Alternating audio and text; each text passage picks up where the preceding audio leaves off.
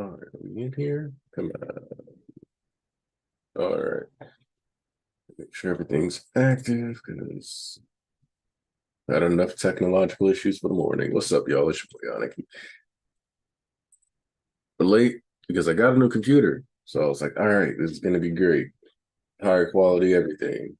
And then it didn't detect almost anything properly when it was time for doing streams now. So we're back on the old computer. Uh, shouldn't be too much of an issue, but it's just a little irritating way to start off the stream. So what we're gonna do is we're gonna reset, get on the stream.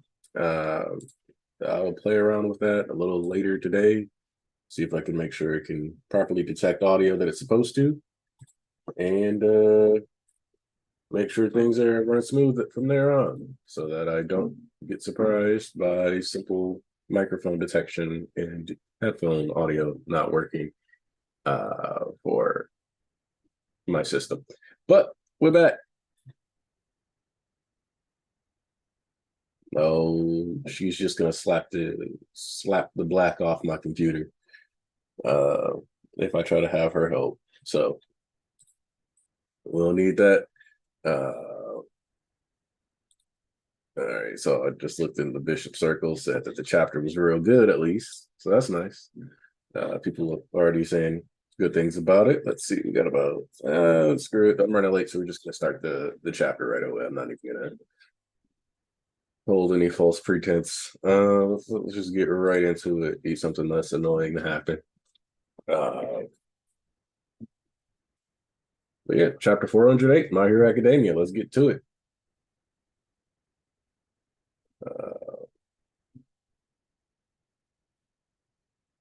He named his brother Yoichi with the kanji characters for bestow and won, because his brother was the very first thing given to him in life. At this point, it had been 2 months since his brother had walked away from him.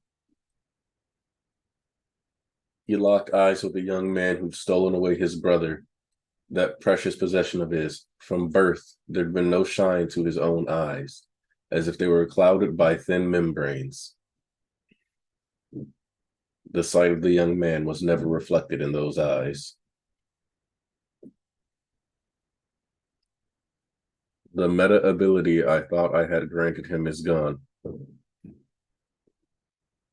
He had foisted a power on Yoichi despite the latter's insistent refusal to accept that which had been stolen from others, or used to force others into servitude. I've never observed such a thing before. All right, so this is wild because we see that he preserved Yoichi's hand. It also looks like he splattered his bro without realizing he splattered him fully until it was too late. I'm not sure. Uh, this is wild. Uh, you can see Fajin in action though, so that's cool. But it looks like he's having dinner with the hand of his brother, so that's something.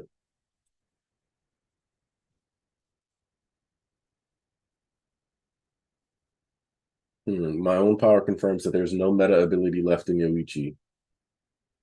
I used to wonder if I'd somehow stolen his actual power when I was too young to be aware of it. But no, further examination showed that he did have one. An insignificant, non-functioning bit of trash that my own power couldn't even recognize as a proper factor. As if the factor never quite took form when it should have, due to malnourishment. Did it somehow activate itself?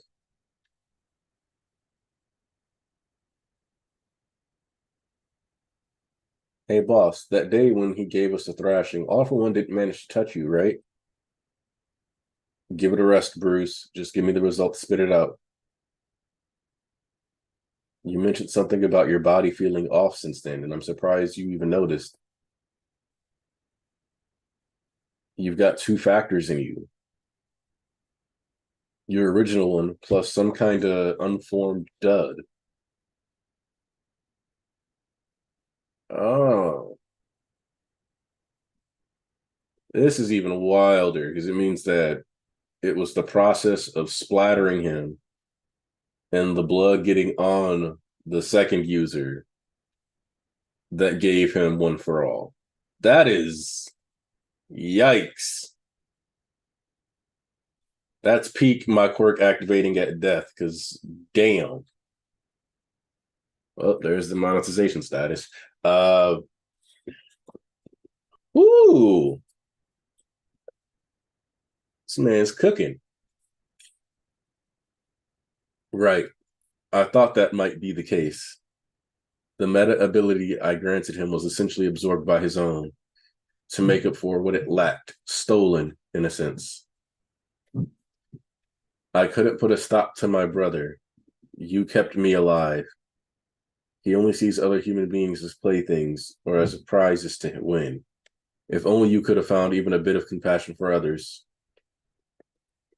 It's like within me, Yoichi's will still lives on. The ability to both give and take could have been the kindest, most charitable power the world's ever known.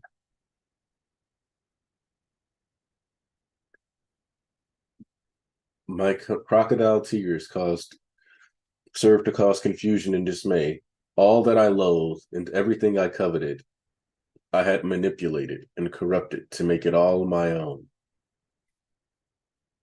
We're seeing him, back to when he was taking down the second user's base, when he fought the third user. Looks like him with a cult-like following, the doctor joining him, his fight with Banjo. Yet, you never behave as I wish. Only I want to make you mine. I hunt and pursue you. And we see he sliced the sixth user in half, which is why he was missing an arm, only making it more brutal in how he died. Jeez. I hunt and pursue, yet you slip through my grasp.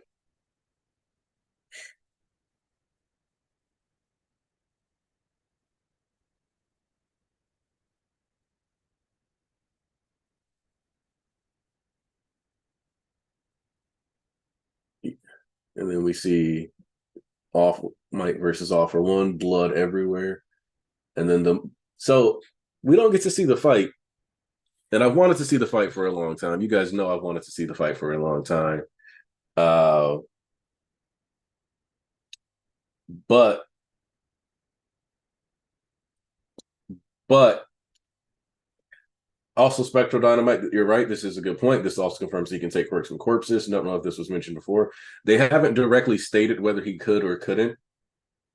It was something that I had talked about, and I wasn't sure if he could do it. I thought that some of the implications, and for example, him being able to tamper with Loud Cloud's body posthumously, uh,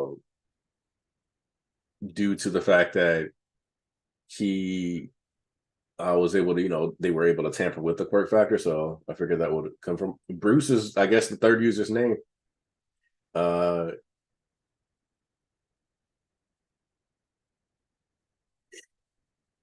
but yeah, I'm glad we get to at least see the moment that All for One's lining got punched off.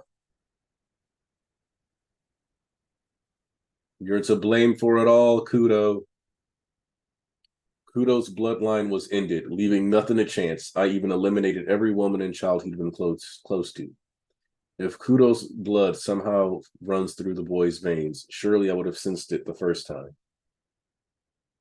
It's all in the eyes. Back then, his eyes didn't yet have that look to them, just an incidental resemblance.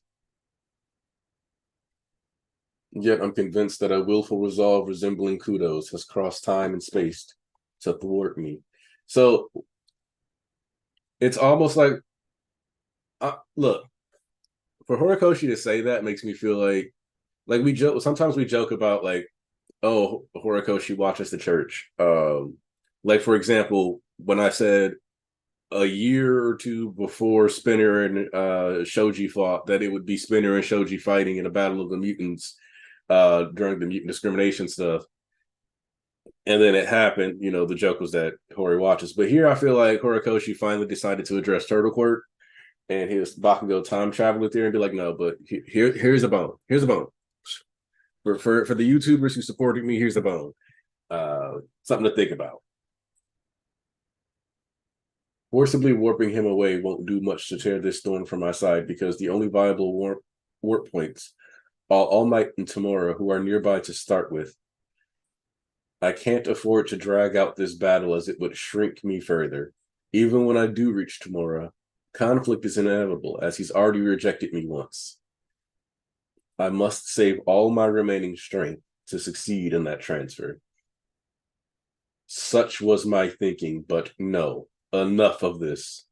Killing you, reaching my goal, executing the transfer, all are one and the same. Here he comes. Oh, snap. Yoichi sensed him. Hey, yo.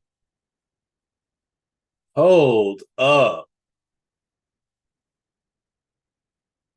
Hold up.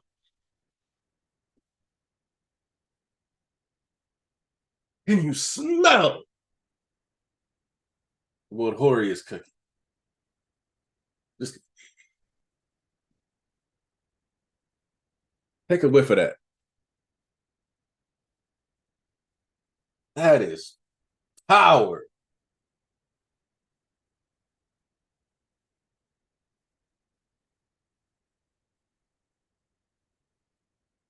Omni Factor Unleash, all for one goal.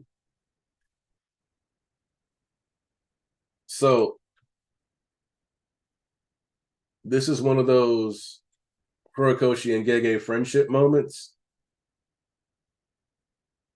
because this is very reminiscent of the Uzumaki technique that was Geto's peak ability, which with the horror film, like the horror aspect of this, man, this is the fact that he's even got parts of the building and shit in him is nutty.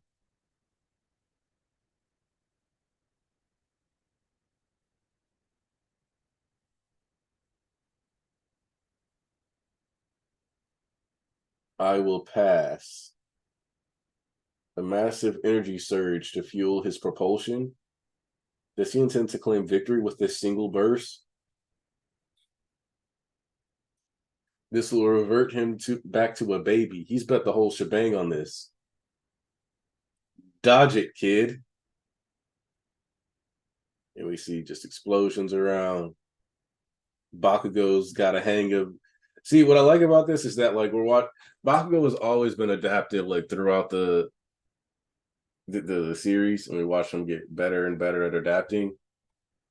So for him to have gotten comfortable with using the explosions on his feet so he can just hover with propulsion is just a nice touch already, because it's like, he's already kind of used to using his hands, and now he's just standing there letting the little explosions rock him, keep him nice and safe in the air. Some genius I am.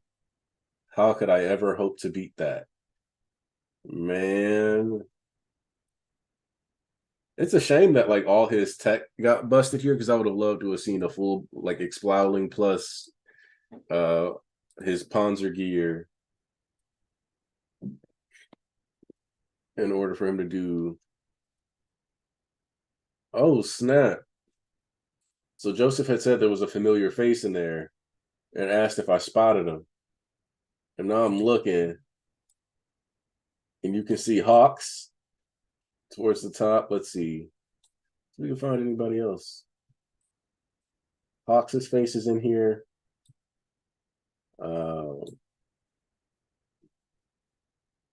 That person kind of looks like the fourth user, but it's probably just a coincidence.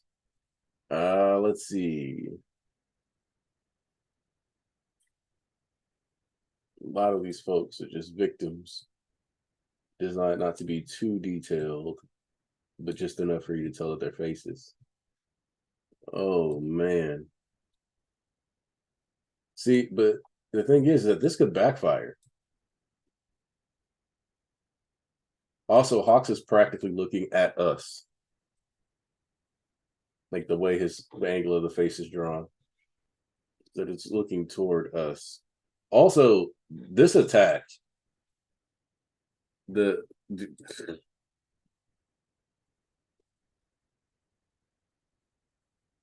it can't do anything. So this is kind of like a baity scene. I'm not gonna lie to you, it's a little bait. Um,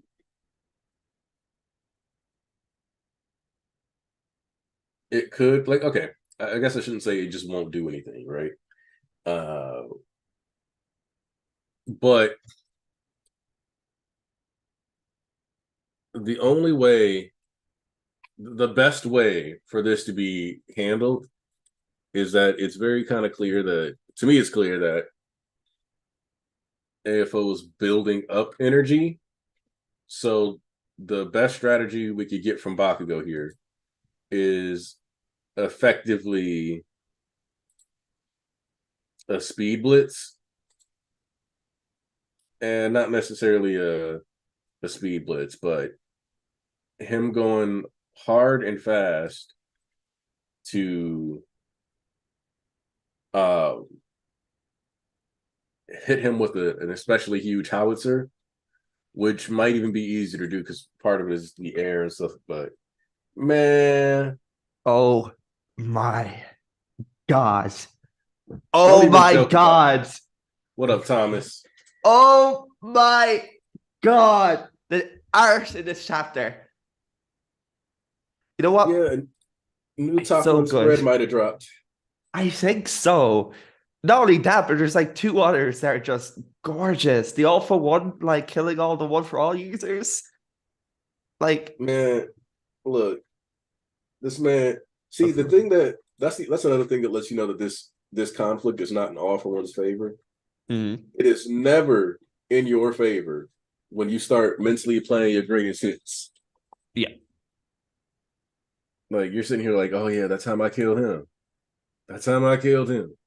And don't forget when I kill him, I kill him too. Yeah, I kill him. Hey, that nigga whooped my ass though.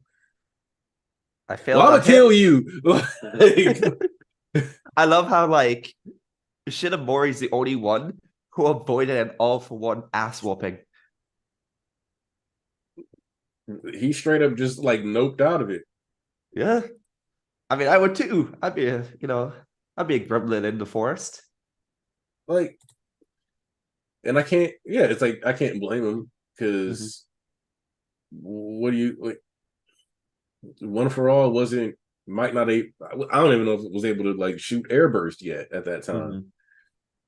Mhm. You mentioned earlier in the stream about like the transfer of one for all with the blood splatter.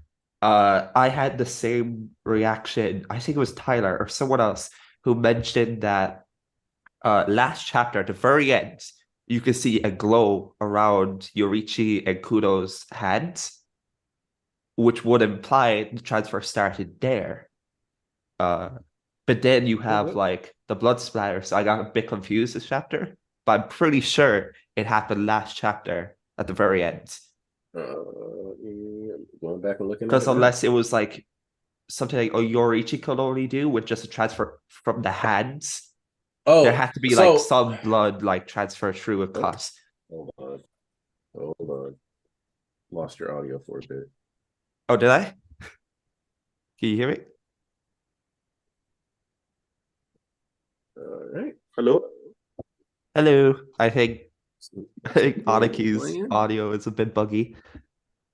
Hmm, okay, Some technical difficulties, but all good. it happens. Okay, Yeah, guys, this I will does take happen. over. Hey, I and will say, Panzu. hey, how are you doing, guys? I hope that you're all doing, that you have a great Sunday. It's the morning for you guys, but for me, it's the evening. So Mm-hmm. I'll say, have a nice Sunday, like the stream, show some love. You know what to do. Right now I'm not in the chat, but I will try to get in well, because we're not calling through my phone. Mm-hmm. So it's difficult to be on the chat. and on the and talking to you guys without losing I it. can keep an eye on the chat. I have it open in front of me. Okay, fine. Because I wanted to say hello to everybody. I don't know who is there. The OG ones, to the new ones too. Nat and that Tarnish, where is he? We need him right now. Is he on the stream? I don't think so, but hopefully. This man as a nasty attitude just to cut out of the stream for a few seconds now. Mhm. Bro, come stay with us for a little bit if you're working For instead. real. Also, Aniki, can you hear us Uh, now? We can't hear you. You're muted. he's not muted on the he's not showed He's us definitely not, muted. but I think his mic probably muted. Yeah, he needs to check it out. So yeah. So guys, uh Thomas, you're seeing the chat right now.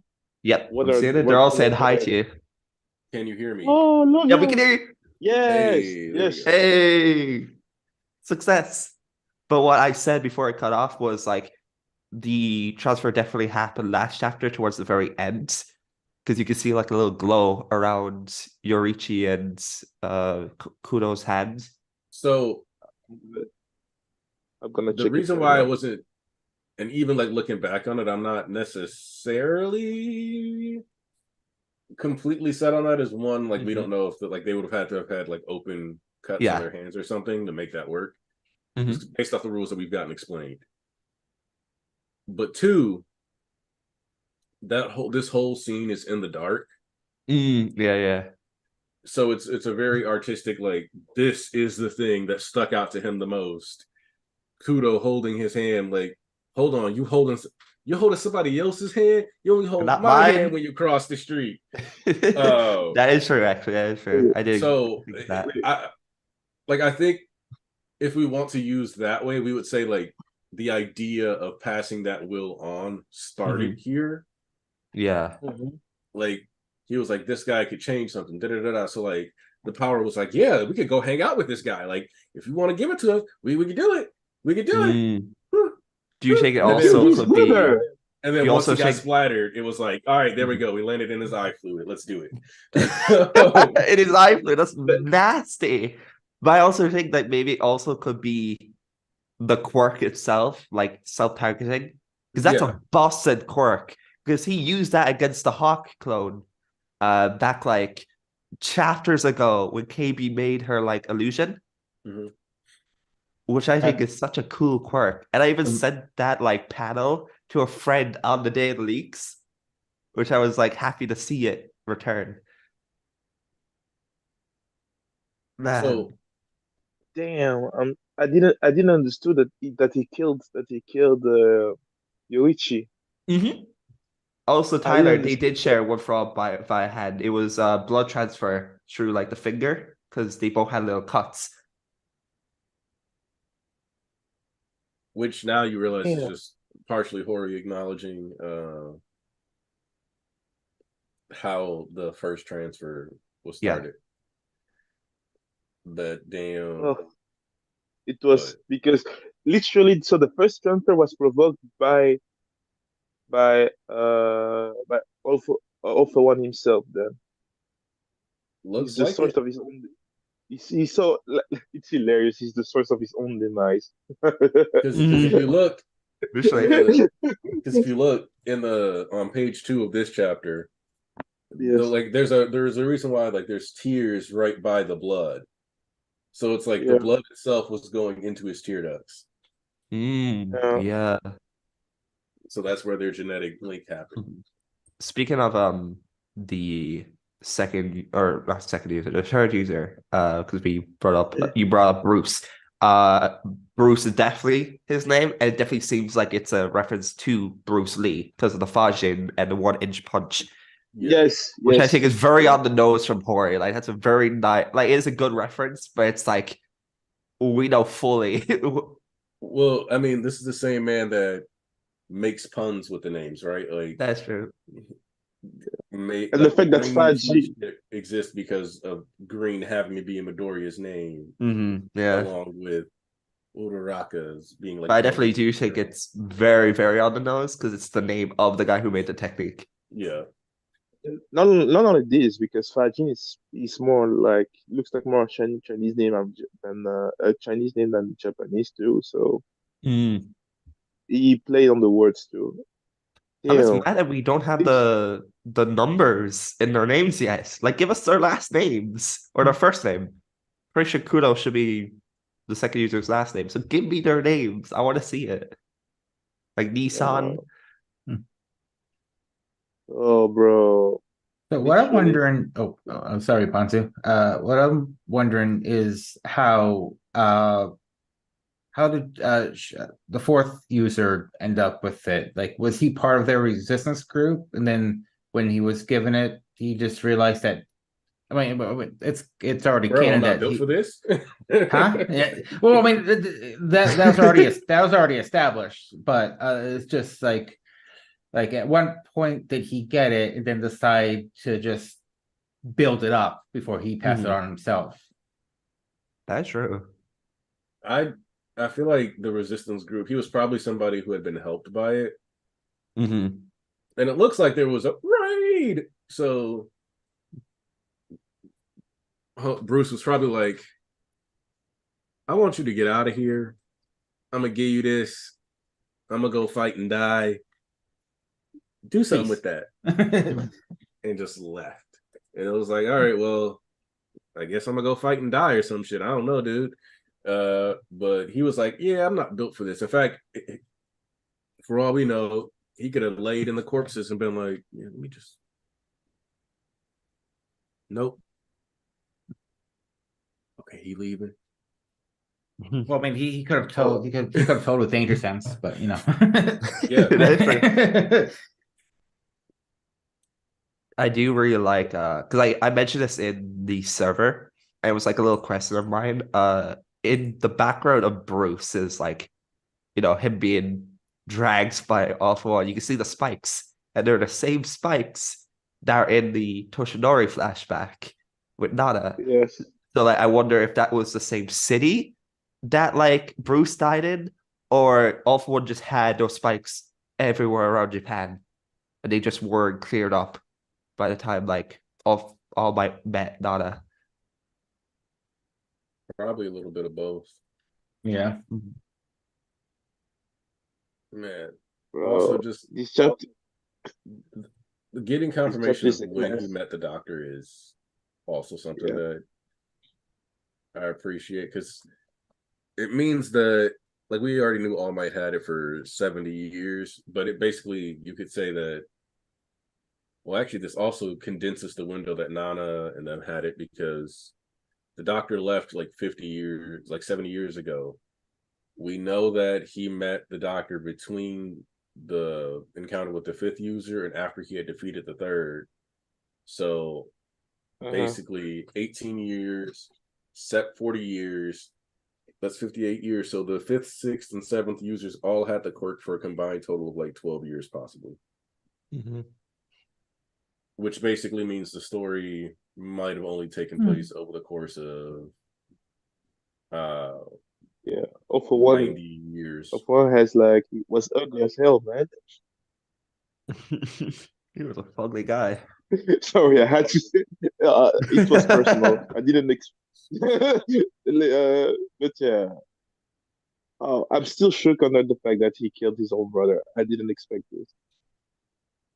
Mm-hmm. And he still collected his hand by the end. So, do you think one of the hands that he gave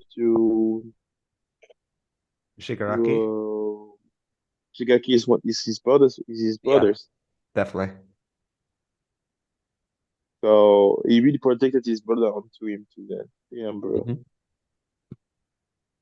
Yo, yeah. Orikoshi really wrote an interesting villain because he has so much. It's not that he's complicated. I wouldn't call complicated, but or complex. But he still has a little bit of complexity into him. It's really Mhm. interesting. Oh, It's not shit. like a complex villain. Hey. Oh my god. Hello. So Is that Tarnish? Hello, Tarnish.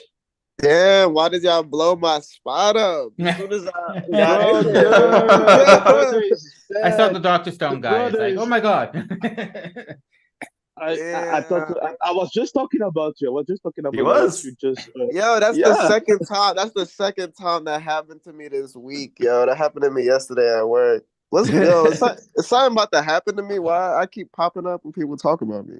It's crazy. Oh, But yeah, yo, bro. Hey, man. I'm just happy How are to hear you? you, bro. It's been a long time, man. Exactly. Yo, How are you, Kurdish? I actually had a Sunday off, and I was just chilling, and I'm like, I'm gonna go say what's up to the church. Oh, But I'm okay. good. We got an East appearance last time too. It's like the band's coming back. Don't get Yo, that I off. wanted I Calm wanted to down. come on. I wanted to be here Real. with him, but I had work that day. I would have came. But man. And y'all Newton, had you know y'all what I had keep y'all had saying? East last week. Y'all had East last week. Y'all got me this week. How about that? That's nice. All right. Oh, yeah, for sure. We are, Well, yeah, final we are appearance happy. for We are We'll 42 take years what we old. could get. What was y'all talking about? We were talking. I was looking at the generation gap, so I'd actually just pulled up the timeline. Thank you. We might Bro, have 'cause locked down the My Hero timeline finally. bro, listen, if anybody could do it, bro, it's you. Because I was just saying that on Twitter recently. We need a real timeline. Like, there's so much in this chapter specifically, too. It's like, what is this timeline? So we're gonna use the Doctor as a basis. Yes. So, all for one, at this point, I'm going to say that the Doctor or All for One are canonically like 120 to 125 for max. So, Yes. I'm looking at this, and I was looking at the way Japan's generational flow chart is set up, just because we have different terms. So, they have what's called like a bubble generation, but that one's only listed as like 4 years. So I'm guessing that just has more to do with like just like a quick pop in between, because there's like the baby boom, then there's something called the new breed, but they don't have like the 50s covered on this website. But they have what's called the employment ice age generation, which I guess is because like there's like the year of graduation listed, and then there's also the year of birth listed. So they have like millennials still slotted as between like 2000 or like 1980 or whatever to like 2000, early 2000. So, but what they have is like called the relaxed education generation, 1987 to 2004. 1971 to 1984 is another one that they have kind of listed. So what I'm guessing, they're basically running on that same like 15 to 20 year principle. But we know that because of the one for all quirk is not a good indicator of generations. Only one was. Wait, can you guys hear me or no? No, we can hear. I could hear you. Yeah, I Bonzu, can. Bonzu, can you hear me? Yeah, You probably you were doing- like, you probably doing something. you were bugging, so I was not sure if I was the only one who was the one. No, the one for all years are not a good indication of generation, because this chapter just showed us something that we didn't really know, but because we knew N was missing an arm, but we didn't know he was cut in half. So we didn't know this. That was a detail that I was like, bro was really on. I can't even say bro was on his last legs. Bro, right? JJK'd. Like, I kind of feel bad for him. No, that situation for him was way more dire than we thought it was. So like it was a little funny. And he was still smiling. Like it was a little funny when we were like, "Damn, homie lost his arm," and was like, "Hey, are you trying to get this?" It's like nobody want to take it from a man. Bro was missing his legs and his arms. Yo, remember when we used to make fun of him crying? Like, yo, why he crying? Like, nah, he lost his body. He got it. Yeah, he lost half of his body, bro. Half of his body. Bro, he got like all for one pulled a Sakura. Like, I would cry too. Yeah, yo, bro. One of his core was dismantled, bro. One of his core was dismantled. And what's crazy is that N's quirk don't even call for All for One to do all that. I know exactly why All for One did that, bro. He did that because remember the first time that he really tried to steal it back was with Banjo, and we see that failed. So it failed again on N, and he kind of snapped. Yeah, he lost his temper. He's like, you snapped. He snapped for him, and he obviously let him live. He let him pass the quirk on, and Nana's an adult. which is what we really got from this situation. Like he passed it on to. She had a hero costume already and everything.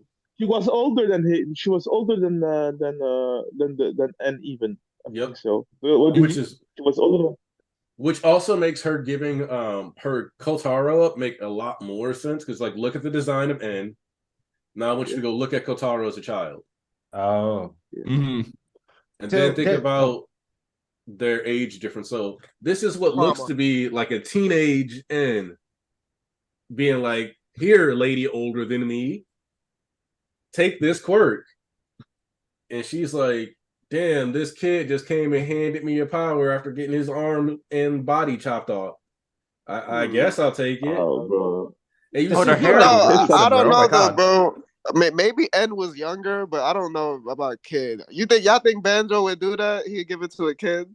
I feel like N was his sidekick because he's the only one that like because you remember he kind of emphasized like my protege or something like that is what he called it. Yeah. Yeah, So- N was the protege of Daigo. When we understood it was his like. So like that, I mean, classic Nana was the sidekick random. dynamic. Yeah, A little younger. But Nana, so and when you think about their quirk, works really well together. You smoke, and the other one is like catching people as a quirk to catch people. So yeah, they could have had that. That was they were complementary for sure. Mm. And even when you think about it, he used his glasses to see through the smoke. So I wish Horikoshi was in his prime because I just could only imagine the one for all backstory he could give us. Like, I really want to know how all of these people were connected. Like, I want to know how Shinimori met Banjo because Shinimori was always in the woods, and then Banjo and him they were like they were cracking jokes together. So it's like, how did they meet each other? Like, how did he meet Banjo was Ed? fishing. How did He they met all Shinamori meet? at his favorite fishing spot. That's where he met them. He was fishing with Black Whip. Like, I can't believe that. I can't believe that. I can't believe that. I can't believe that. You just saw like an old guy walking to him like This weirdo in the woods. Yeah, it's the widow in the woods, like the hermit, bro. But the thing about it is, like, he looked like, like he said that the fact that he used that he had the two quirks, he really couldn't handle it. So, and it shows that him like he became older faster.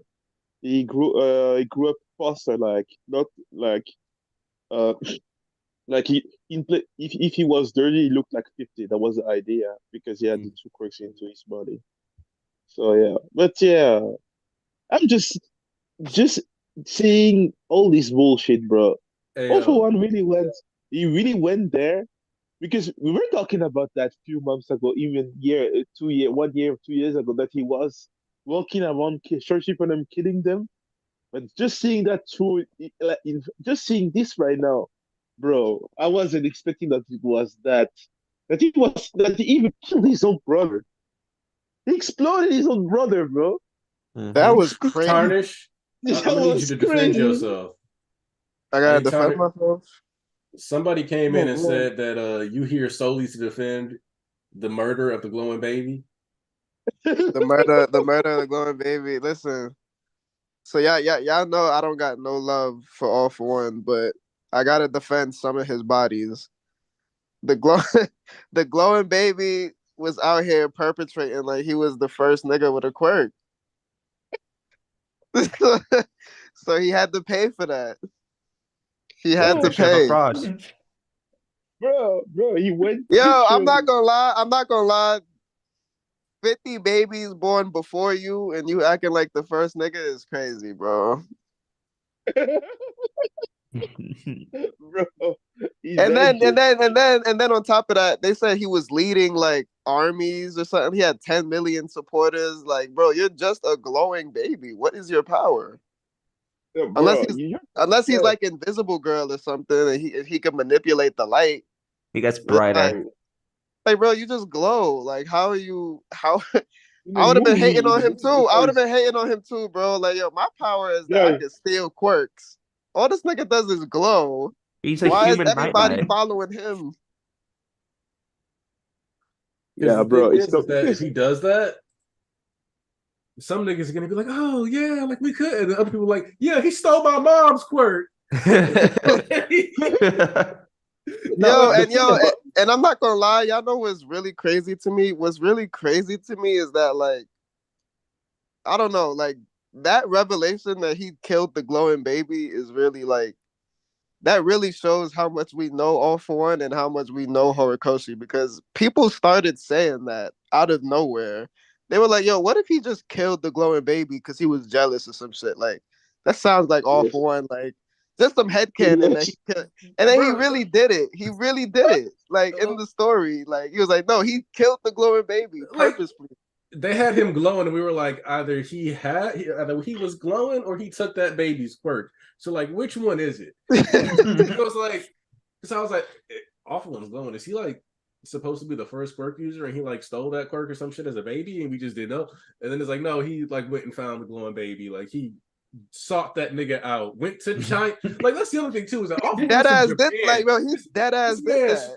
probably stole a flight quirk with from somebody else just to fly to China to kill that man. yes, Yeah, it yes, was like yes. And he came back.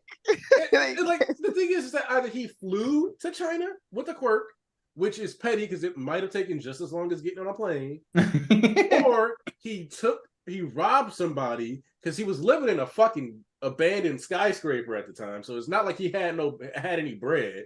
So he robbed somebody, got a plane ticket, flew over, went through customs, found him at a rally, and then killed him. And I And don't know probably which kill one is worse. and probably like, kill way uh, more people in the process. like I don't yes. know which is worse. Taking the time to politely go through customs or robbing somebody for their quirks so that you can No, go no. rob somebody Do you I else. think think he he was waited a too. long time to get his passport?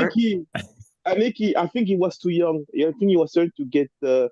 The phone of now would have taken the flight to get to kill the guy.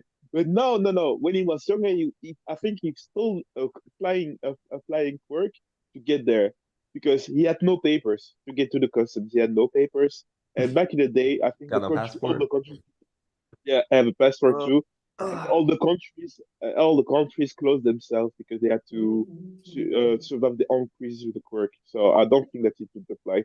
But still, bro, I, as of today, I know that guy would have just the fact that I know that today he would have took the flight, take a plane to go there to get somebody's quirk. It says enough about the character, how pity bro, how he is. I'm so mad that everyone predicted that. Like, it's like you know what's crazy? It's not even like that was foreshadowed or anything. It's just like we just randomly saw him glowing and just put two and two together. It was like, well, It was like, nah, Yeah. bro, he did it. like, No, I Yeah, bro. was laughing at what Cameron Bradley said in the chat. Yoichi, I'm back and I brought Chinese food. Yes, yes. This the thing about it is it's also a proof of great writing.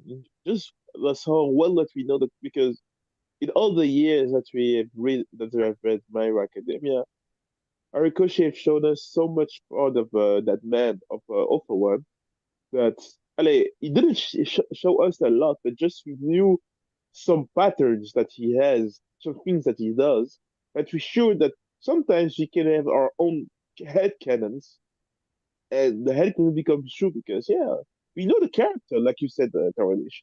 We know that guy. He's a hater, first class, all badges, man. So Technical no, I feel the like five calling it original. first. stars, No, He's five the stars he's the hater. original well, you hater. can't The call original. him a first class hater. This is private jet levels of hating. Like, don't call it first class because that makes it sound like there's other people in the room with him. I can't. Like, this man, Bro. like, I love it. nah, this is wait. So like, I have a question. Like, it's to go off what Ponzu said about like we know the character. I don't know what All For One's doing right now because he is gonna howitzer impact his way over to Shigaraki and touch him. Like, is that Yes. what All For One's trying to do? It's so simple. It's so simple is that it's how simple it is. It's how simple it is, literally. That's the idea because he's so. Ale, the thing about this, like right now, he's thinking about. He just thought about himself. Okay, right now I'm angry as fuck. because he becomes more and more like the kid that he used to. First, just like using his just following his impulsions. You know what I mean? But right, that's the moment that he took back to himself. Like, no, no, I have to stay calm. Right Mhm. now, to. I don't have a lot of time. So what I can do to use enough powers so I can get to where I have to go? Because he knew that the first thing that he has as problem is that Okay. Shigaraki don't want him to be, Legit. don't want to accept him. So what is the best thing to do? Kill everybody on site in one post. That's just the idea. I'm gonna take them all out. Deku, that guy that looks like Kudo. I'm gonna kill all of them, and I'm gonna get Shigaraki. That's the call. I just because Mhm. he has to. This frustration of see that guy that looks like Kudo. No, no, no, no, no. I need to kill him a second time. I need to kill that guy a second time. But I have to get to Shigaraki too. So yeah, like you just want to throw one stone thing and do kill different birds too. So yeah, I Mhm. like that side of it. I like that side of him too. As a character, you accept your frustration. As a character, reflects on his frustrations and accepts them. You say, you know what? I'm gonna get to my goal, but I just need to these things, like these distractions. I need to kill them too in one swoop. How can you hate a character like this, man?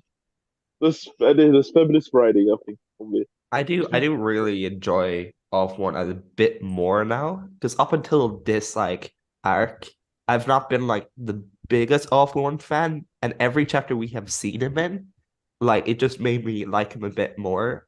Mhm. I think the vestige of One is what like really tarnished my like view of him, but like I really enjoy this like little insight to his backstory. So Yeah, for me too. look, I've enjoyed All for One. Like, I think that the like the weird way he's written in Camino still like kind of messes with me, just because Yeah. it's like he says stuff he doesn't need to say. But Yes. I'm also aware that editor intervention is real. It's possible. So ideas and direction, because to a certain degree,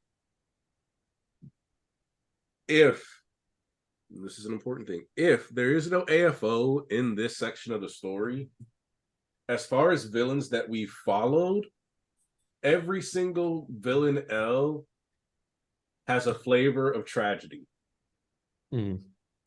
and like we as a society could have done better.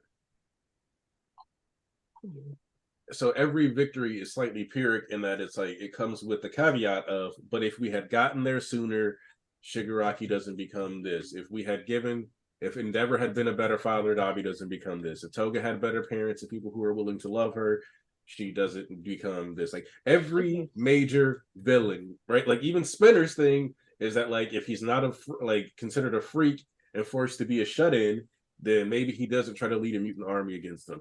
Maybe blah blah blah. Like the constant caveat with the League of Villains is maybe society could have prevented this entirely, and it wouldn't even require the heroes. It would require the everyday citizen to not be a piece of shit. Mm-hmm. All for One is the only villain in the entire story that we're getting here, at least in this section of the story, Mm-hmm. that is like a major villain, because discussed us and like even discussed us because like the dude that was at the thing exploiting people. At the end of the day, he was covered in scars. He a coon. He a coon. He a coon. Yeah. He was using he was using the mutant shit to inspire niggas just to use them. Like he was not he Yeah. didn't give a fuck. He didn't give a fuck about them.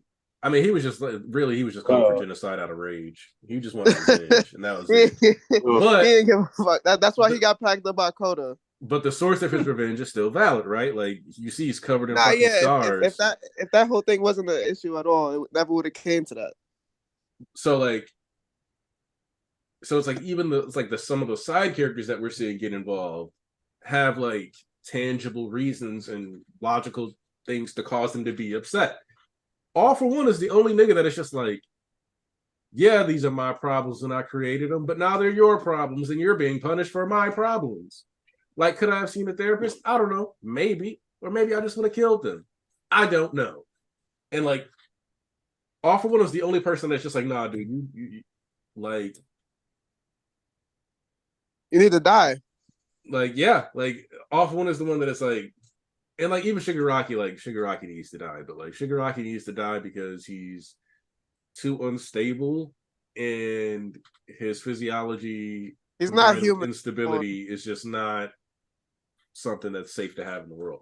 But All for One is like, no, bro, like Okay. you gotta go because there's no redeeming you, bro. There's no saving you. Like Gran Torino said, sometimes putting somebody on a t-shirt is the best way to save them. And About That putting 100%. niggas on t-shirt. Let's talk about something. Let's talk about something. Did you see the punch that my man All Might give to All for look, One? Clean. All Might was saving him. He was saving him. No, I completely understand why All for One has those nightmares. All Might's face is just glorious. And like I get it. We all would have loved to see that fight that happened just play out. I'm But gonna be real with you. It looks like All Might just hit him with the nigger with the hard R.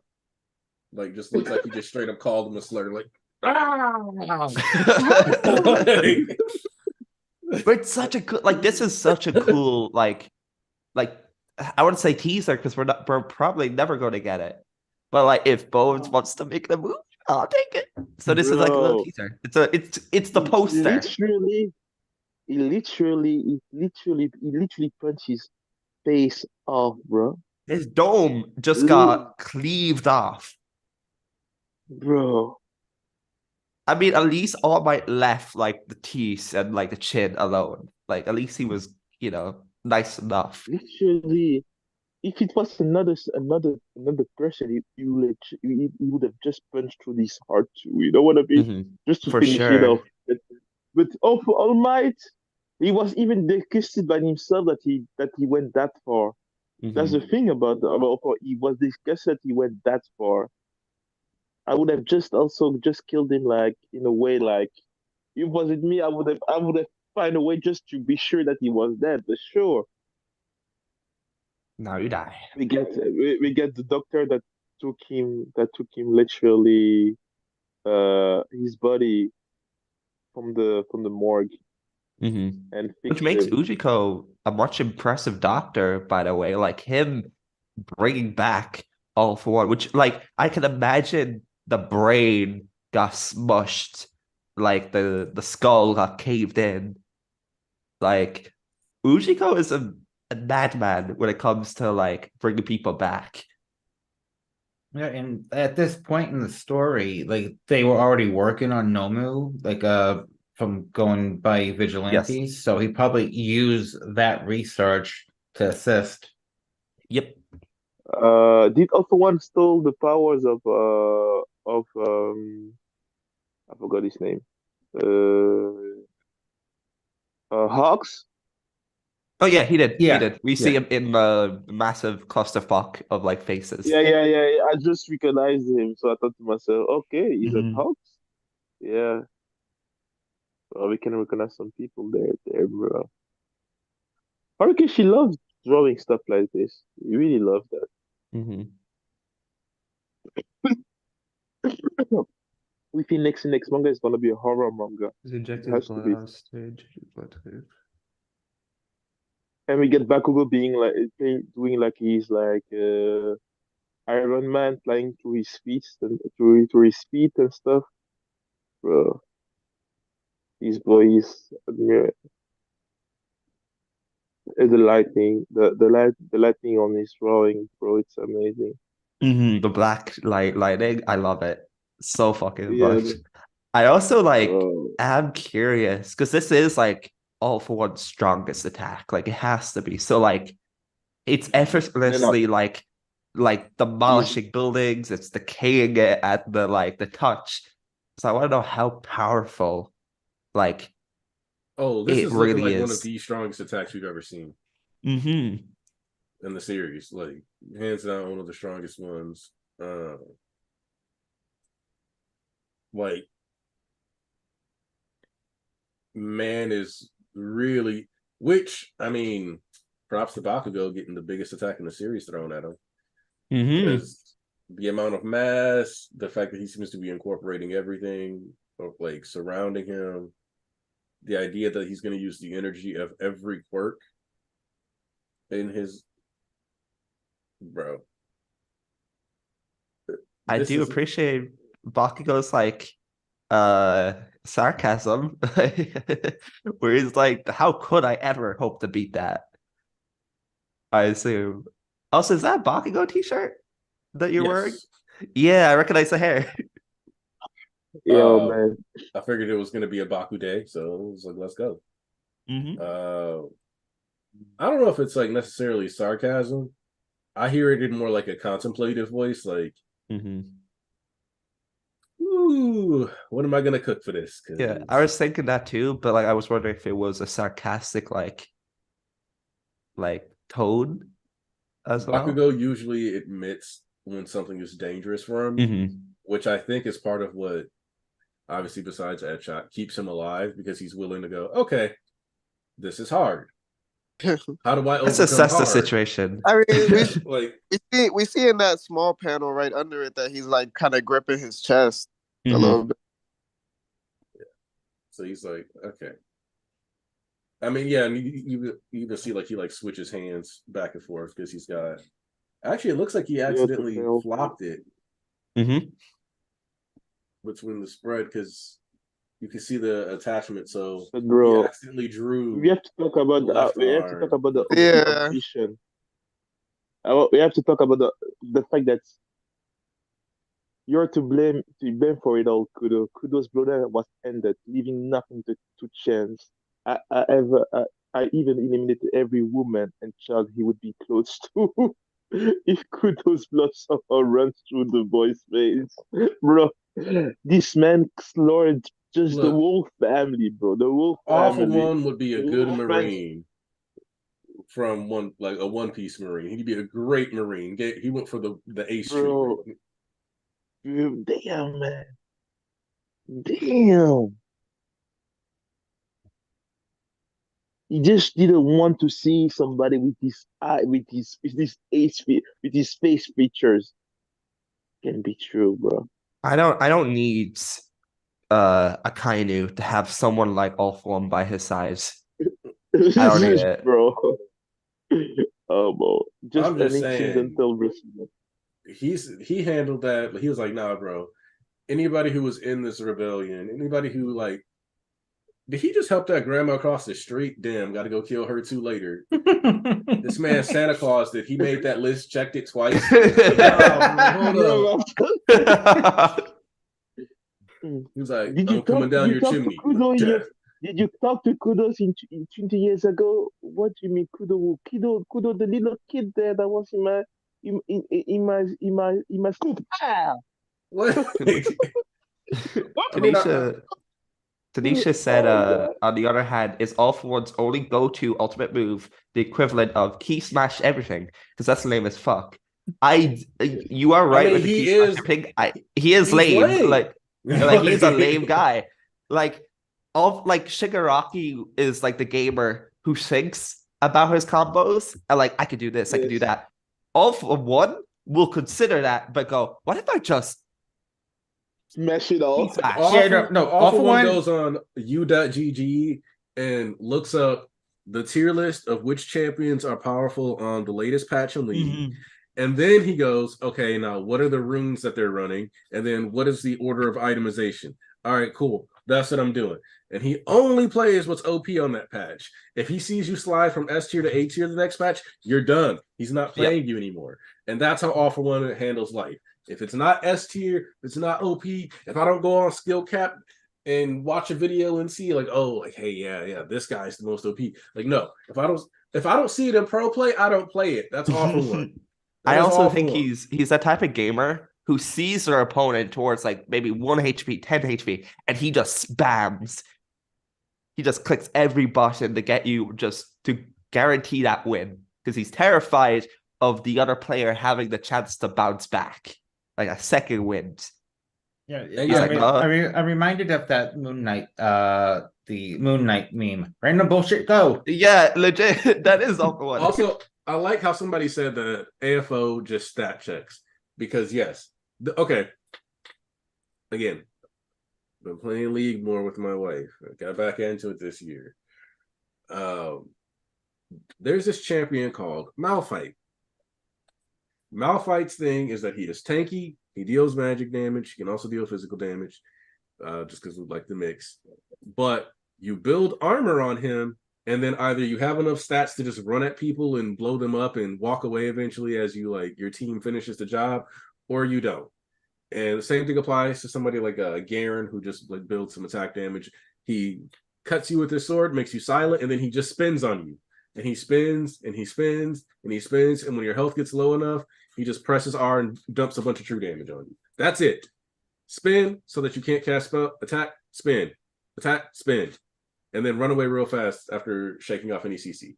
But like, there are characters in that game who have very little like means of counterplay, where it's like either you just don't interact with them or you get fucked. Alawi is also very much a stat checker. Yes, True Star.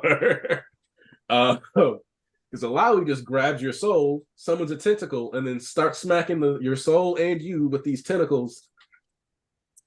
It goes like a hentai. It goes like a hentai. It's terrible. I was about to say. Look. It sounds really wrong. The more So they hit you in their soul. They punch you in your soul. The more people who approach Alawi when she uses her ultimate, the more tentacles she gets. So like she can like if she gets really strong, she can stand in the middle of all 5 people on your team, use her ultimate, and then you just have 6 tentacles pop out of the ground and just start slapping the shit out of you. And like everybody starts melting. But which game are you talking about? League. And that's because Spectral Dynamite also mentions like Shiggy plays it too. But Alawi is a woman, but she's a buff woman. You can look her up. But like, what game is it? League of Legends. League of Legends. Which yeah. canonically was played by Shigaraki and Spinner. Yep. So exactly. He only plays solo queue. So they run around and just murk people. But like the whole thing is that whenever those champions are strong, people hate it because there's far less potential for outplay for those champions because they just have high stats. So they just run at you and they just outstat you, and it feels shitty to lose to. And that's how All For One fights. He just runs at you with whatever is a strong build that he thinks will kill you. And like that's part of why like could All For One have just kept spamming air cannon and Camino and actually successfully killed All For One? Yes. But his ego combined with the fact that at the end of the day, his fight strategy is often just whatever does the most damage I want to do to you, made it where he was like, no, I got to make sure I punch him. Because if I shoot like an air blast, he could possibly end up under the rubble. Then I won't be able to find him. Somebody might save him. So I'm just going to smush him personally. Like it's purely a stat check thing. Like he shouldn't be strong enough to beat me right now. So I'm just going to execute. Mm-hmm. Yeah, for sure. He always wants to do things like about he will not sort of satisfy his frustrations. You know what I mean? It's all about this and like if I want to kill you a certain way, if I want to, I could take the smartest way to kill you, but sometimes I have to take the first thing that makes me give me the most pleasure, like punching you, out punching you, or cut you in two, or just stabbing you because you run everywhere. I just want to stab you to see you stand still for Bruce. I think it's just he saw Bruce moving everywhere. So you know what? Stay here with me. It just stabbed him with one of his things. Yeah, you know how it. He's he's a guy that like to satisfy his he wants, he needs. But yeah, it was a great chapter. A great chapter for me. I'm happy, man. Do we still have a chapter next week? We should. We should. Let's see. Yeah, I don't think there's a break. Yes. no scheduled you break. know. We'll put it that way. Yes, there's a new chapter coming in 7 days. Which I know there 7 days, should be a break somewhere in here. But For the holiday, it's a right? week after. Yeah, there's Yeah, usually the like week, two the week. around this time Yeah, of year. The greatest Yeah. anime character of all time. Finally, Finally Yes. given his name in this chapter. Bruce Academia. Bruce Academia. A true legend. my Hey, Bruce everybody, Bro. how you Academia. doing? How you doing? Hey, what up? Yeah. So, Oh, like, look. how many resignations do you think this chapter called for that double page spread? Look, I don't think they quit. I just think they might have asked for a raise. I think they cried and like got to their knees and said, please Hey, give man, us more time. Horikoshi, we know you're earning some extra bread right now because you got like that movie deal and you got like a fourth movie on the way and you got something with Netflix going on. Can you kick some of that our way, please? There is a fourth movie on this way. What? Which is also funny because like I just saw like AI art of Deku and it's like evil and somebody Yeah. the prompt evil Deku and it's like Deku with all these bands of money.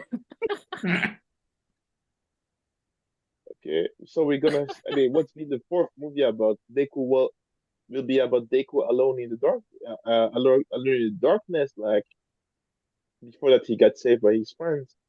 That would be a good movie if it happens in that period for sure.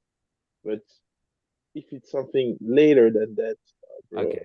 I think we can also all agree AFO is dead. He's still dead. Oh, he signed up to die here. Like, Yeah. Yeah, for sure. He's going back to be a baby.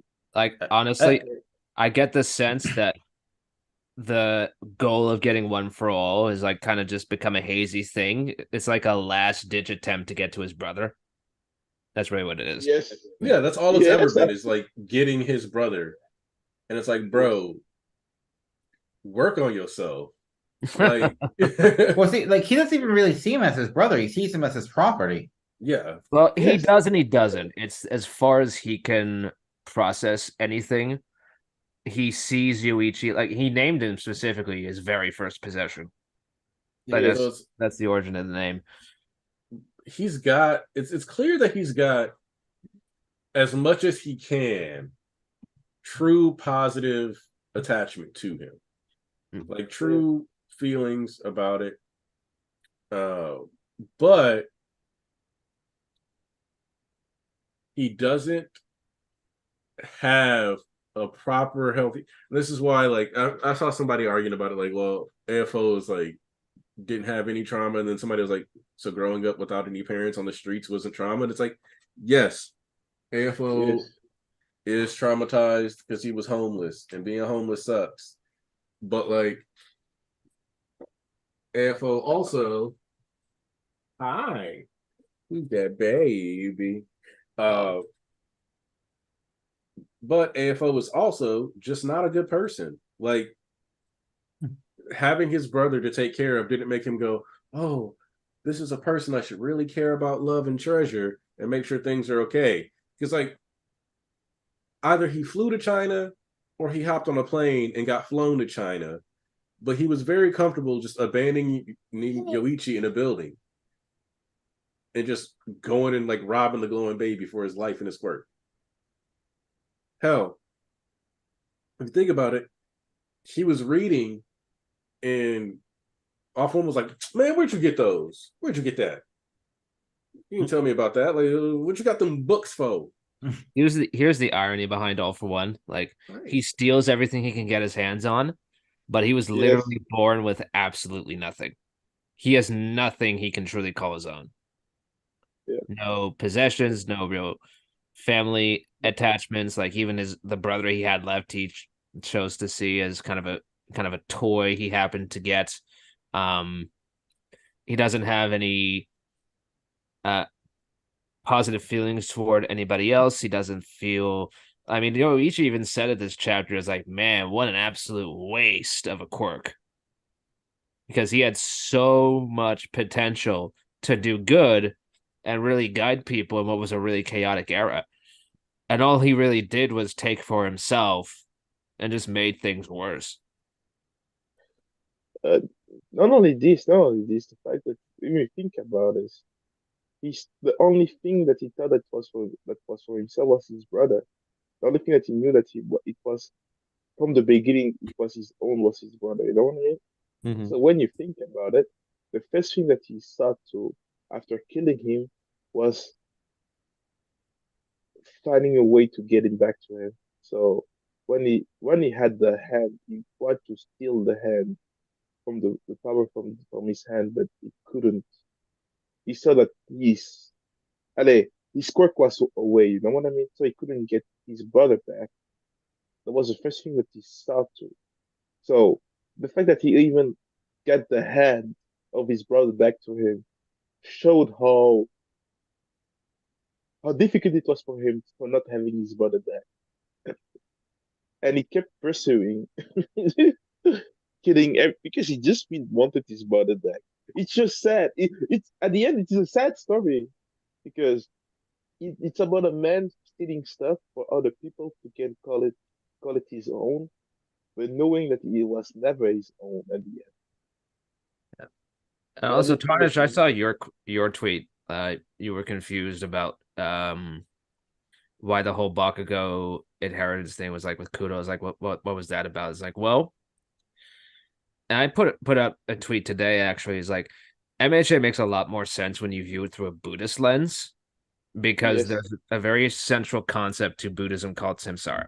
And it's the idea that as you reincarnate in your next life, and it can be whatever, that your actions, good or bad, carry over as karma and they influence your next life. So a potential reading of the story is that Bakugo is some form of a reincarnation of Kudo, like given a chance to try again. It's those actions, that resistance against All for One, that have been given to him through as a new person yeah. to start over and That's the try thing. again. Yeah, yes, that's the thing about it. So how I thought about that he was just a reincarnation. Your reincarnations don't have to be the same family, just have to be a true time and space. Yeah, which is why the Uh, whole thing with All for One trying to merge himself and Shigaraki together. That's actually him taking the samsara reincarnation bit, but trying to circumvent the karma part of it all. Because if he can just carry over without any of his bad karma following him and evade death and not have to pay for any of that, then he will become absolutely unbeatable in his eyes. But of course, as we've seen, things aren't that simple because, hey, Shigaraki does not like having to having another person inside his head changing him. I So also think yeah. it's kind of funny that the first person that we know of that Shigaraki sees just straight up be like, "Yeah, I don't want anything to do with you," and still be defiant is Bakugo. Like that's like the first person he sees kind of look at AFO and be like, "Who the hell is this creep? Weirdo. I'm not trying to deal with any of you people." And even escape the clutches of All for One is Bakugo. So it's like the precedent for all rebellion against AFO that you visibly see is with this person who looks like Kudo. It's like that's the touchstone that starts everybody kind of being like, I'm not your biggest fan, AFO, so I'm leaving. And like obviously Deku was going to always fight against them, but it's kind of like when you look at it that way, you can see Shigaraki as a reincarnation of Yoichi, but yes, you can also read Deku as a similar one too, where powerless. So it's almost like that will being split amongst like 2 to 3 people is the catalyst for the whole story. Is that people from similar backgrounds as Yoichi, hi, is he, and all that. Yeah, that's a smile. All deciding like, you know what, very specifically like fuck this guy. So it's like All for One would have been dead by now had he not met the doctor 7 years ago. yes, Oh yeah, he was like, there was that panel, he was like in front of like his underlings, and then he's cut to the next one where he's meeting a much younger Garaki. yeah, And also you got the little invincible panel, which I thought was cool. Invincible power. What do you mean by that? Is that when he punched off one's head off? Yeah. Oh Okay. yeah. I'm not for. I know it exists. I'm just not familiar with it. So Oh, okay. Yeah, So I just look at watched the Invincible. baby. So yeah. It's no man. This chapter was really good. But yeah, guys, I have to leave. I have to do some stuff right now. Say But bye, I was happy Ponzu. to bye bye. Oh, she's so cute. Yeah. Later. Aw. And they keep becoming a father is something that I was that was not in my being the book, bro. But yeah, Baby. we're just happy for you. I'm really happy for Baby. you, both of you. Thank you, my Um, brother. It's the baby. yeah, really sure. It's the baby. Hey, man, I know that you are a great father. I'm really happy for that. So, Yes. okay, guys. Brothers, I have to leave. I have something to finish. But yeah, got to say, Horikoshi just showed again that that's writing characters like character villains and stuff. He really is good at it. And that the best part of my Academia is the past for me. I just love when he goes back to the flashback because the lore that he built is something that is so amazing. And it's so made me so curious. But yeah, it's not One Piece. So my Academia is not One Piece, so the past is not that important. I will say it is important, but not as important than in a One Piece. So yeah, what we get was good and enough even to see Bakugo flying like off Iron Man. It's was amazing. Was amazing. I can't wait to see what's happening next. And thank you for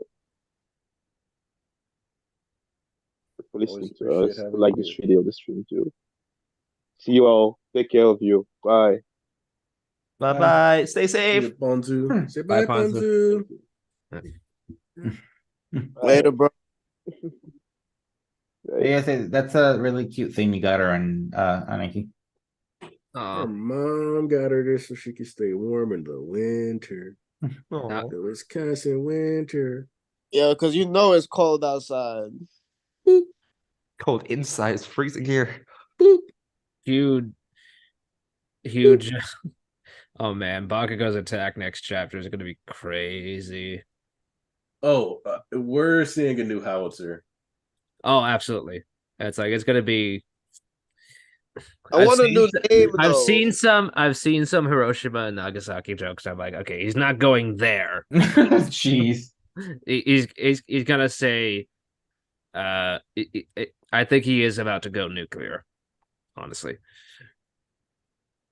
I mean, we already had the ICBMs against Shigaraki, and that didn't phase him.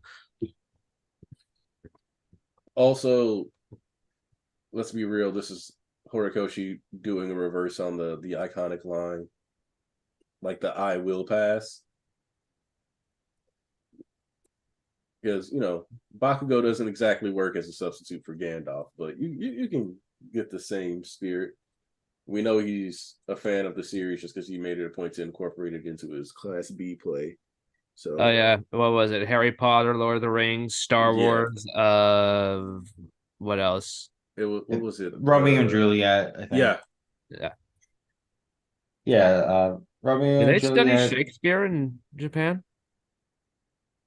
I would say probably Hmm. because a lot of I feel like the U.S. and Canada a little less so because you guys have Quebec, which kind of forces you to be a little more seasoned in your Literate. education. But I feel like most of the world is a lot more, or at least in Japan and stuff like that, because they're so business minded. That's why so many Korean and Japanese people and Chinese people end up knowing English. So I'm assuming they study our English literature So, at least a little bit more than we ever study since 1885, it's been studied apparently. Shoyo Subochi, Professor Waseda University started translating Julius Caesar also into Japanese in 1888. So Shakespeare Yeah. is like studied over there, True. You which do I think have is really cool. you do have interpretations of Romeo and Juliet and like different fiction and even like stuff like Macbeth or Hamlet. So Who's that baby? Throne of Blood is one of my favorite Kurosawa movies, and it's Macbeth. So I think he did a King Lear movie as well. Well, it was like essentially King Lear. I don't remember the name of it though. I'd have to go searching. Also, so one of the things that we were talking about as Tarnish got in, and then we got sidetracked. We can pretty much make a pretty decent Timeline. MHA timeline. Oh yeah, it's You not got- perfect. Definitely not perfect because we don't have hard dates for a lot of stuff. That's as accurate as we could get. I wish we had But- a solid time periods. Like if he told us specifically how long each user had it, that would help a lot. Like, at least. We've only gotten confirmation for All Might's era, which is 40 years, and And Shinomori's, Shinomori- which is 18. Yoichi had it for like 2 months. Max. Based on what it looks like, yeah, homie had it like 2 months. AFO's lining is kind of getting pushed back when we see some of this stuff here. So we know that by the time AFO was running around and fighting Yoichi and dealing with the second user, he looks to be in his 30s or 40s. Yeah. And there was like a So- period of 2 decades where the quirk just went dark because Shinomori, I think Yeah. that's the fourth Yeah, one. he Yeah. hit. He hit with. Hikage Shinomori. He just So, yeah, went to we- ground. But yeah, we got, I would say, roughly a 122 to 122 year timeline since Deku receiving the quirk would be the end of the 40-year run of All Might, and that happens in February of like year 1. Yeah, Uh, it's implied that like the emergence of quirks happened around the start of when the actual series debuted, which would be like 2014. So so MHA in the current time takes place around 2130, 2140, Yeah. which makes a lot of sense. because AFO's birth we would mark as year 0. Birth of the glowing baby we can put as year 1 because people thought he was the first, but he wasn't. AFO existed, and that's why we had the emphasis of the rats and all that other stuff. So year 0, from there, you would put year. AFO looks to be about 16, 17 when he goes and murks the glowing baby, but he could be a little older. So you've got that. And then by the time he meets the second user, he's 30 to 40. We're approximating his age, but we know that by the time he meets Ujiko, since his birth syncs up with the arrival of quirks, that at most he's going to be 50. That Ujiko makes was sense supposed to have though, been in because his like 50s. like when we see him rewound for the first time, he looks to be about in his 50s. And Ujiko was shunned from society in his 50s when he made the quirk singularity theory. And that's when they met. So we know that the quirk singularity theory debuted at the very least slightly after the end of the third user. So the game of one for all and one for ones kind of started about 90 years ago, roughly. And then from there he meets Banjo, which, you know, he was running a cult underground for probably the 18 years that Shinomori was gone. Finds Banjo, gets it passed off to N and passes it off to Nana. We get the generational run in All Might, and now here we are. So, And Deku's only had it for 1 year, so he's had it for 1 year and 2 months. 3 months actually. Well, yeah, 3 months. Yeah, 3 months because it's February. Yeah. Yeah. So yeah, say 15-month Deku. 15-month Deku. Say he's had his quirk for less time than I've been around. I was in my mama. I was in my mama. Yeah, there's that smile. It's kind of crazy to look back on the series, and like I know this is for every shonen series that follows this formula, but it is crazy how much shit happened in 1 year. So it's one of those things that it's like, man, that's kind of nutty. But then you realize that there are wars and stuff that happen over the span of like 2 to 3 years, and it's like, well, that changed fucking everything. It's crazy. Especially like in the modern era, like when wars are sometimes only like 1 to 2 years long. And obviously we've had some that are just longer because they're with guerrilla groups, which ends up being less of a war and more like playing whack-a-mole with people's cities. But I think a lot of us in first world countries are just kind of like we don't have to confront that all the time. You're just told, get in your car, go to work, or stay at home, actually, sometimes. Because now there's a big move to do work from home now. We're very sheltered, honestly. So but yeah, a lot can happen in a year. Like a lot. Because I mean, every minute is a chance for somebody to die in a war zone, right? So Yeah. there's all these opportunities. So, and when you think about it, social revolutions and like the push for those, they end up taking a while.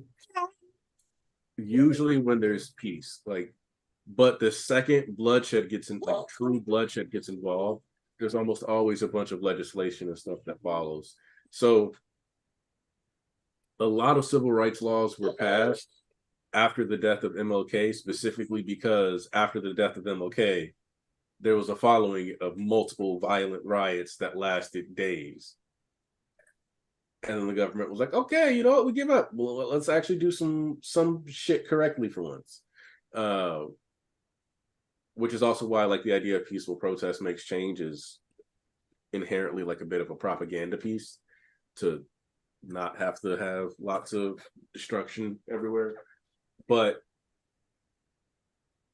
once you do, like once violence is involved, things tend to move really quickly. Especially if it isn't a centralized conflict, then whatever the goal is to resolve it tends to go like as fast as possible. Or like how when compounds get raided for like, you know, big drug lords or whatever, those raids, it's not like they're like, oh, we tracked him down and then we chased him here and then he went here, and it was like a lot of times it's like, no, we pulled up on that facility and we knocked all their shit in, and it all happened in less than like 4 hours. So sometimes like a lot of stuff goes faster than it feels like it would, just because the information gathering phase and the talking phase is a lot longer.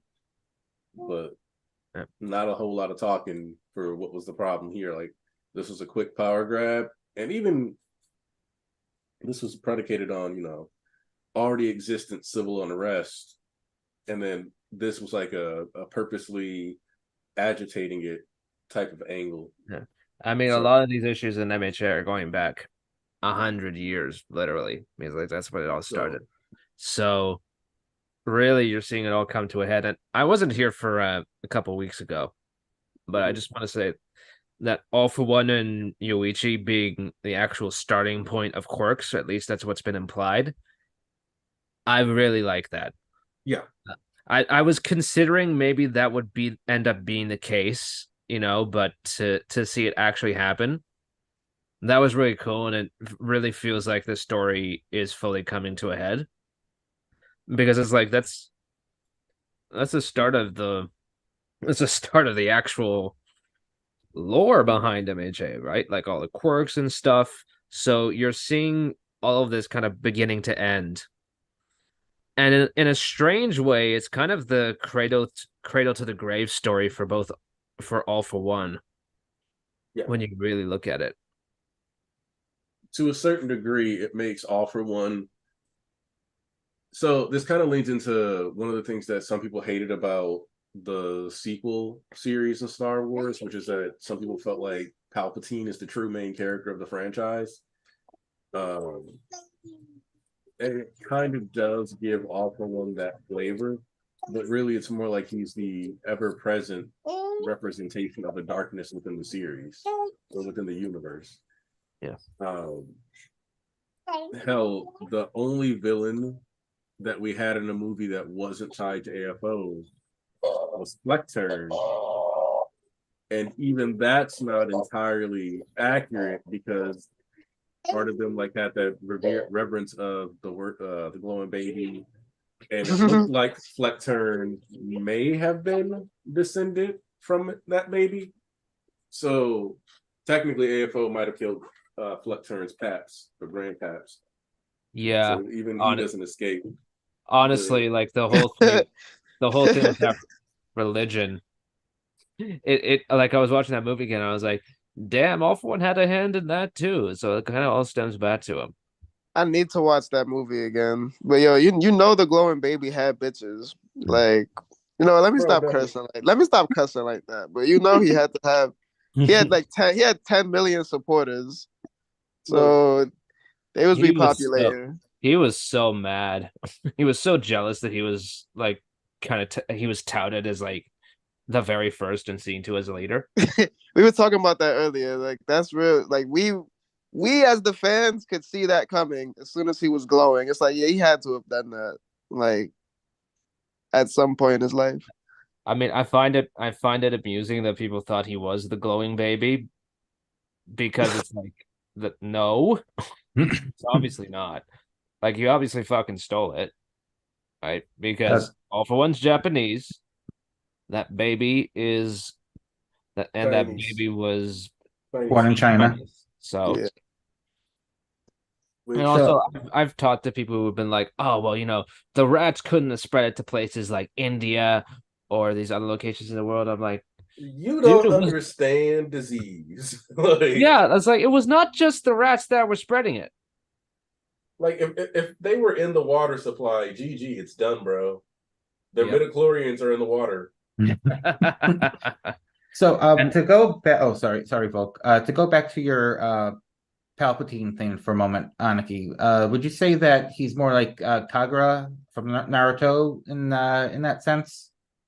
It would be disrespectful to AFO to compare him to Kagura. No. Let's talk about Palpatine, like in the movie. Kinda, like even Palpatine, I'd say is still a little better set up than Kagura. Okay. I still say that's an insult to Palpatine to compare him to Kagura, but Yeah, if I'm honest. I only know that the character exists, well, quote unquote character, because I guess not really. Yeah, very much a nothing burger character. The anime somewhat redeems this because the anime has a full blown filler season in the middle of the war arc to discuss Ashura and Indra, and so the anime set it up more. Oh wait, you mean for Naruto? Yeah. Yep. There's a whole fucking season. Like there's like 20 episodes worth of Ashura and Indra as right. men and all kind of shit. And I was like, bro, I read it in the manga, and I liked it so much better in the manga because like that was all you needed to know in the manga. They went way too far in the show. Even though the one thing I will say is that I remember when I was reading Naruto and the great trees thing happens and people start getting put to sleep. And I was like, oh, that's an episode. That's an episode. That's an episode. Like, that's exactly what they did. Like people got put to sleep and I was like, I was just like, oh yeah, that's definitely going to be a filler episode. Like I saw Hinata and I was like, there's no way they're missing a chance to give it a Hinata dream sequence where she's like married with Naruto in this tree. Ain't no fucking way. God. Like, man, Naruto Shippuden it's one of the most gorgeous TV shows I've ever seen, honestly. It is a glorious tragedy. Yeah, it is truly stunning for a lot of it. But you are going to have to plot through a lot of nothing essentially if you're not going to watch an edited cut. So I have a buddy that actually watched all the fillers. Really? What do you think of them? Well, he hasn't finished the series yet. So there's your answer. Wow. But yeah, he's been watching the fillers. He hasn't finished it yet, but he's Boston cream donut Pop-Tarts. That reminds me of a tweet I saw.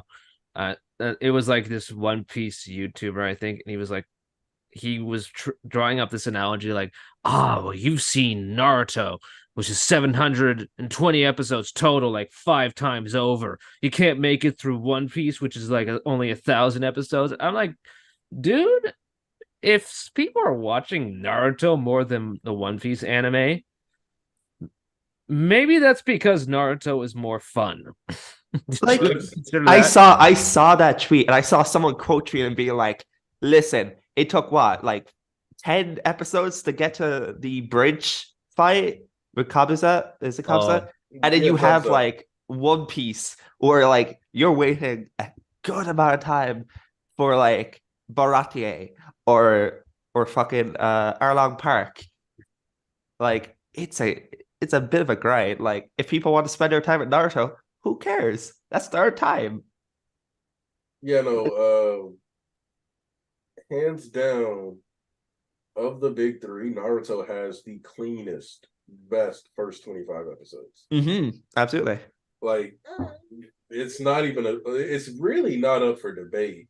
Like, at least for me, it's not. Like, yeah, I the mean, Land of the Waves is just a way better arc than what you get in like the first 20 episodes, 25 episodes of One Piece or Bleach. yeah, Bleach is villain of the week, monster of the week for like a good amount of time in the manga too.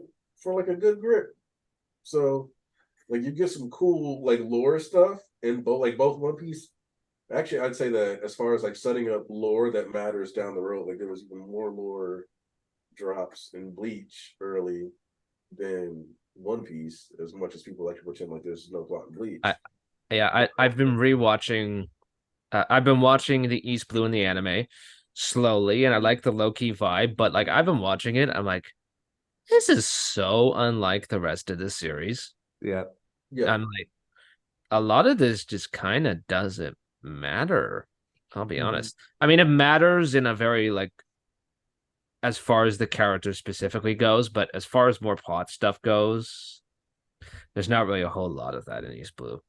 I do think with Bleach, especially like in the very beginning, what keeps you hooked is the emotional backstories of the cast, like Orihime with her brother, like Ichigo and his mom. Like if you haven't clicked with that, like it's gonna be a very like slow build up to the Soul Society. But with Naruto, it's like you just jump straight into the action.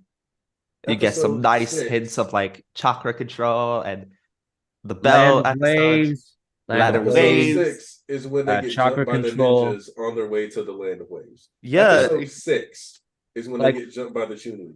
Part 1 of Naruto is actually very straightforward because you have Land of Waves, you got chakra control, you got the Chunin exams where you reveal Orochimaru and his connection with Tsunade and Jiraiya, and you go into more of that, and then you meet Tsunade in the next arc, and you get some hints that Sasuke has some bits of some darkness in him, and then you move into Sasuke retrieval arc, which I do think happened a little early, but man, it's still a lot of fun to see unfold.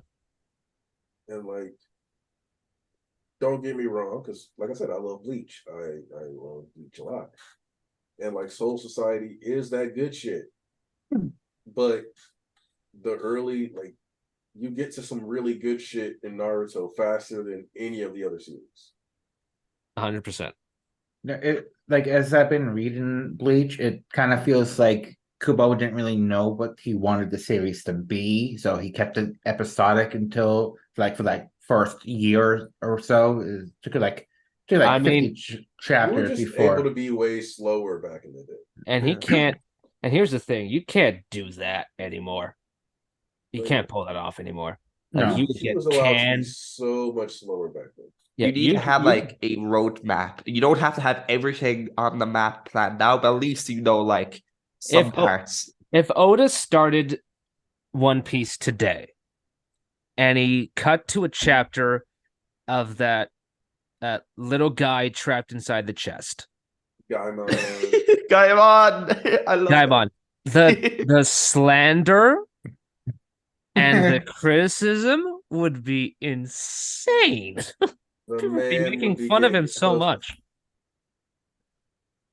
Oh, is that a sneaky baby?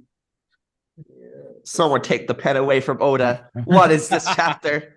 Bro, like that's actually what they would be saying. You know, I feel like the hunter exams would have been a lot shorter as well. Yeah. Oh yeah. I like even watching the anime, I thought that they like there was like at least 3 phases longer than it should have been. Mm-hmm. Look, people will be like, Kishimoto was copying the hunter exams and blah blah blah. And I'm like, well, shit. It's I've rewatched the tuning exams. I haven't gone back and rewatched the hunter exams. I don't know. What to tell you It's a about great rewatch, but I do Hunter think like exam- people will be yeah. slandering it for like the second phase or the first phase. Be like, oh, this is just walking again. Like, what's Tagashi doing? Hunter is first arc is mostly to set up the main 4, but it's like you don't need that many phases to it because there's like the run at the start, Yes. which you did not need. You could have just dropped them straight in the field.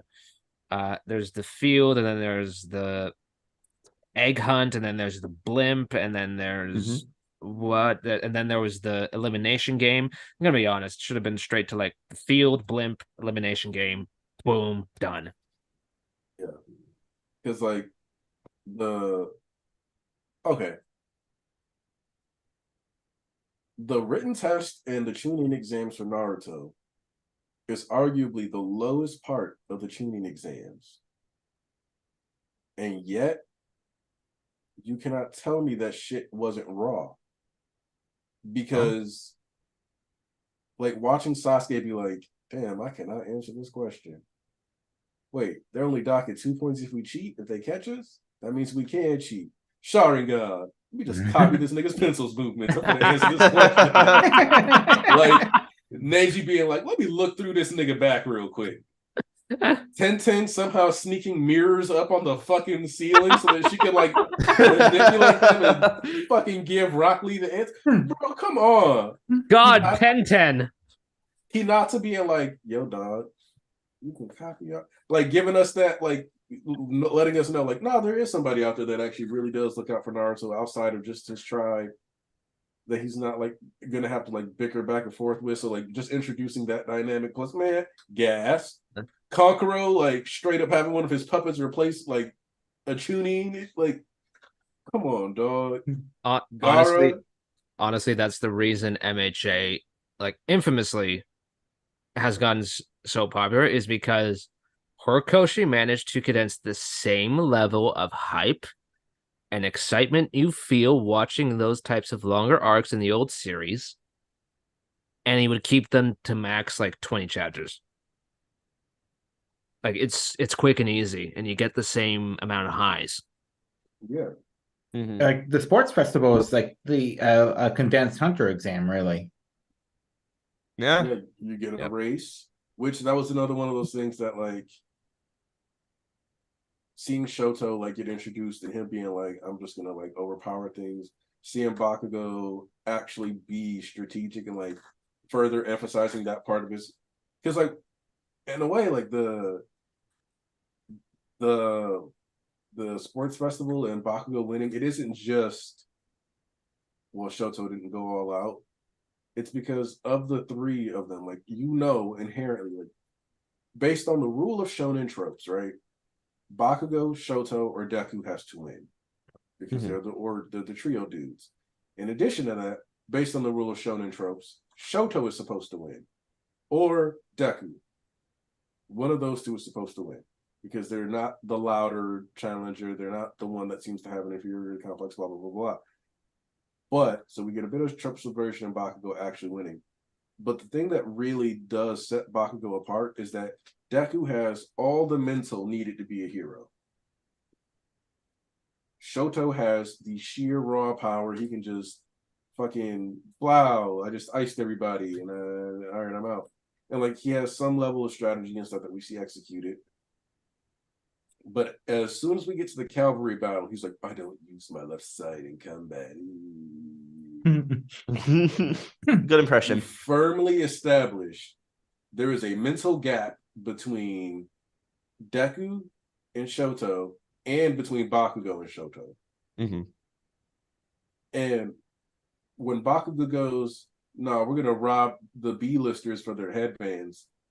That could be seen as a moment of mental weakness, but he's like, no, I'm gonna send a fucking message.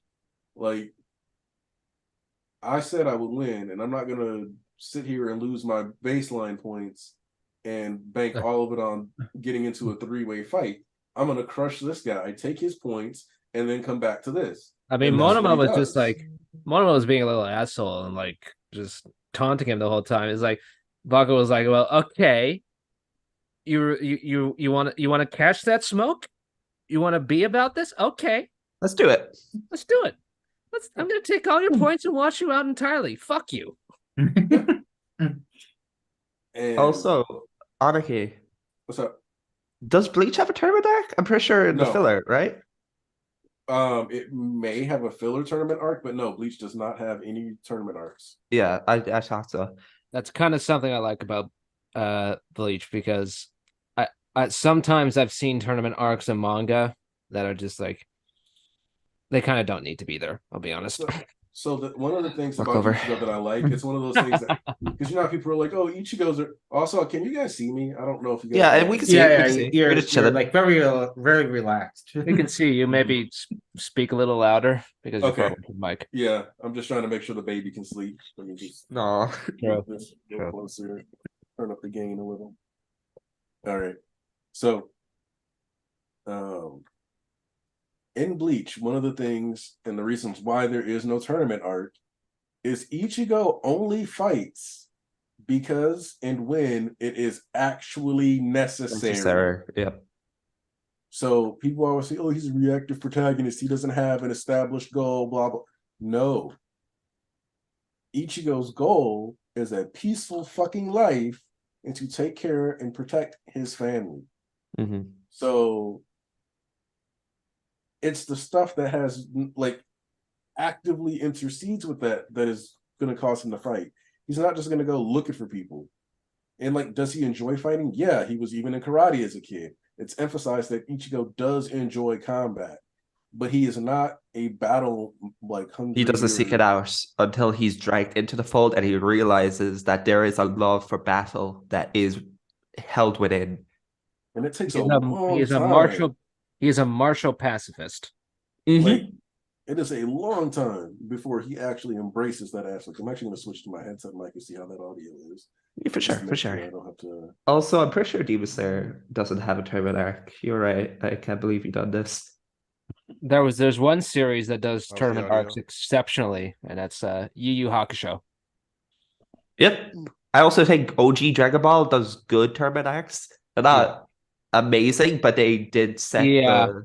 OG Dragon Ball is like the tournament arc stuff, and then later, and then the DBZ part, as it was called in the West. Okay, they called the sequel anime DBZ, but anyways, that part was more of like, end of the world antagonist. We need to all join up and fight. Frieza, Cell, Boo. Hold on, is my audio coming through? Yeah, but slightly worse than the other one. Okay. It sounds like you're speaking to radio. All right, let me see if I can radio we like have a static problem. or radio like quiet. No, it sounds like Houston. We have a problem. Okay, then hold on. Yeah, I'm just gonna just back. But you said Dark Tournament. I do think that is probably the best example of a good tournament arc.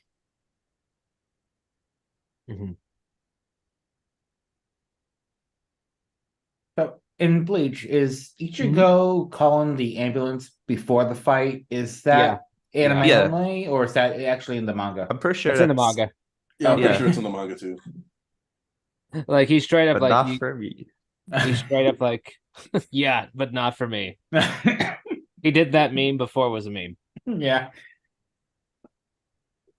That's like one of, like, other than like the Soul Society, that's like one of the few things I knew about it going in. Is that like he called an ambulance before he got into a fight. Yeah, it's in the manga as for the panel.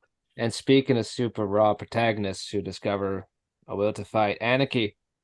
I finished the air gear last night. Yes. Oh my god. Wow. The paper airplane, man. Oh, that visual imagery. Okay, so if you have not read Air Gear, I highly encourage you to read Air Gear because it is the most insane and hype manga I've read in a bit because it's like, oh, Grade is built different. Like he's just not a different wavelength.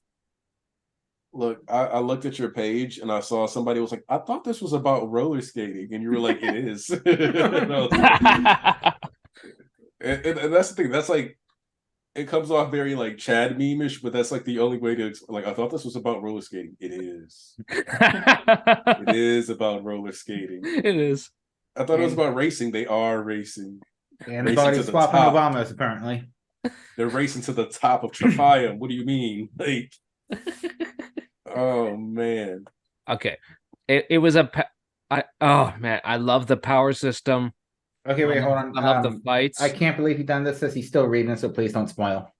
Oh, we won't. We won't. Oh, we won't. Okay. Kazu versus Nike was probably my favorite battle in the series, honestly. Yes. Yes. That was like so cool. When he pulls out that trick too. Ooh. Oh yeah, when he did that, yeah, it's super cool. Yeah. Now Volker knows which trick I mean. Yep. Plane keeper. Man.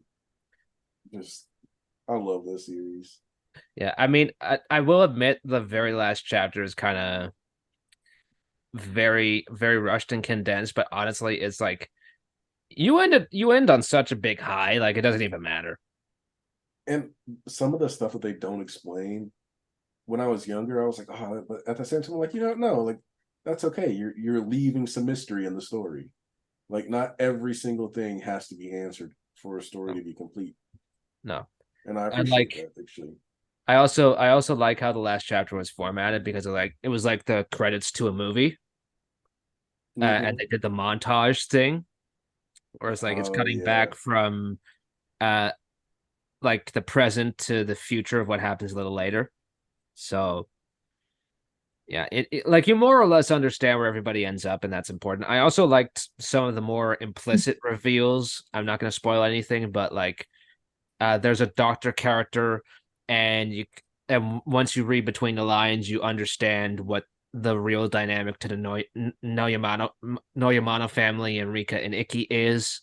I loved seeing Ringo and Ikki's relationship kind of come full circle, and I guess I guess you can technically classify it as two arcs, but as soon as they get to the air carrier at the end, that's pretty much the final arc of the series. Yeah. Miss Andrew sent a super chat as well. Yes. And this one does not require nerd memeing, I think. So I know he's tired, but like there's no reason we couldn't gotten a good 10 chapter, 1 volume of MHA origin showing AFO's whole life. So I have slightly mixed feelings on this, but only from the standpoint of like the only thing that makes me go, well, is that would I appreciate a 10 chapter stretch of story about the life of AFO? Yes. Do I think in the middle of his fight with Bakugo is the best time to do that? No. No. But I would like for us to get some story beat where we get like just a little more extra time, which it makes sense that we don't spend a lot of time with Yoichi's perspective, specifically because with the way he ended up living, which is under house arrest his entire life, it looks like Yoichi doesn't have a real story to tell.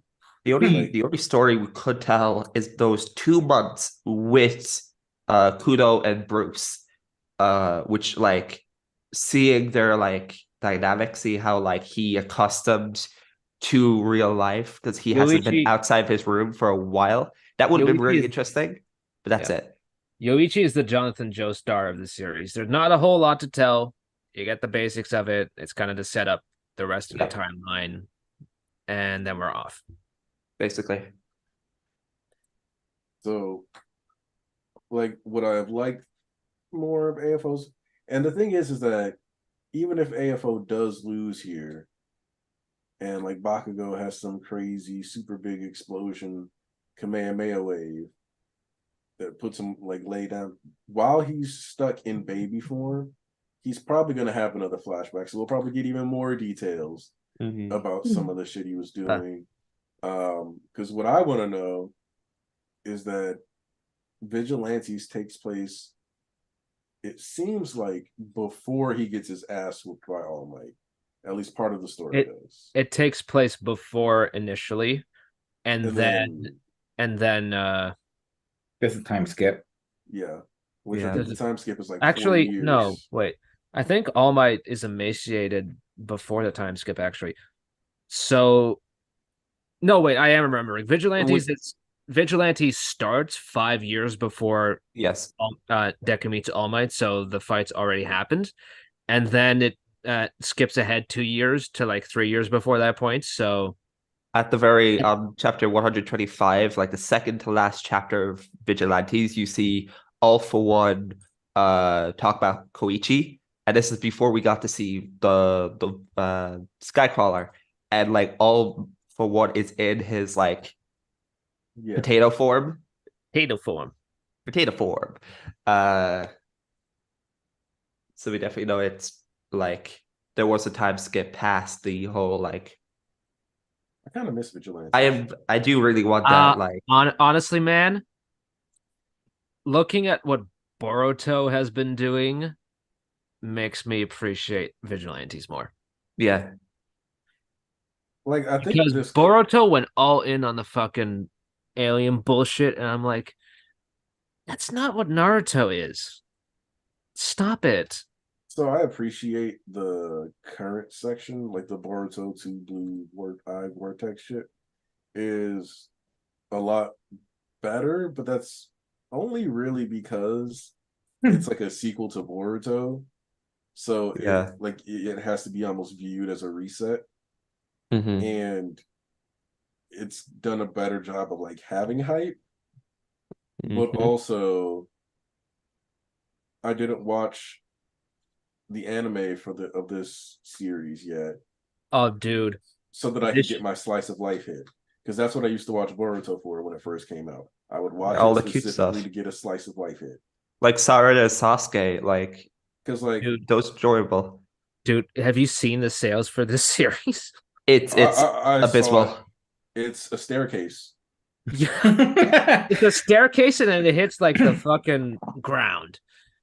And look, 100,000 copies per volume is normally not bad sales for a manga, but for being the sequel to Naruto of all things, that's not a good thing. I'm sorry. Yeah. Boruto just had a very like awful time, like just getting off the ground with the anime. I mean, like, okay, I'm gonna give it a shot, but the impression I got from Boruto was like, this is not Naruto at all. That's kind of turned me off. When you look at MHA Vigilantes, it's still recognizably MHA. That's the real difference. That is like MHA Vigilantes is still MHA. Like it has some of the same spirit of it with, the crawler wanting to be a hero. You have that grizzled veteran mentor to kind of parallel, what Deku goes through. You have stuff that's designed to make it reminiscent of the series while still letting it have some of its own identity. I don't think it exceeds My Hero, of course. Like it's not better than the original, but it does stuff that is enjoyable. It explores some of the side characters in My Hero pretty well. Like with Aizawa's flashback, the flashback involving Mirko, so we get some good stuff. Even like the way like Pop Step is handled, I actually think it's done really well, even if it is a little somewhat tragic, in that it doesn't look like she gets to have that conversation. But I like that Tensei was an actual character and not just someone that got hurt for Ida. So like it works as a really good just additional lore dump. Like, Yeah. and sometimes that's all your series needs to do is be a good lore dump ground and explore some other stuff. And even small details, just like, some of the bigger cities do at least have stipends so people can change their house if they have a gigantification quirk of some kind, or a quirk that just naturally makes them bigger.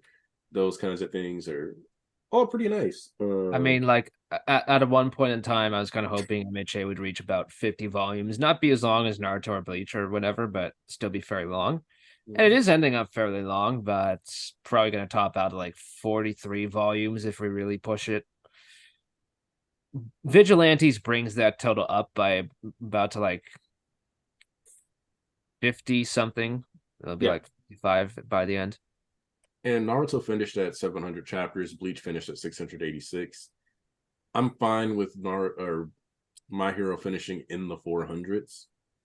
I don't think that's a bad thing. I think some people will, because the reality is that when your series is that long, there's pretty much guaranteed to be some editor bloat, or like just some bloat that exists for the sake of like, oh, what's this rule of cool,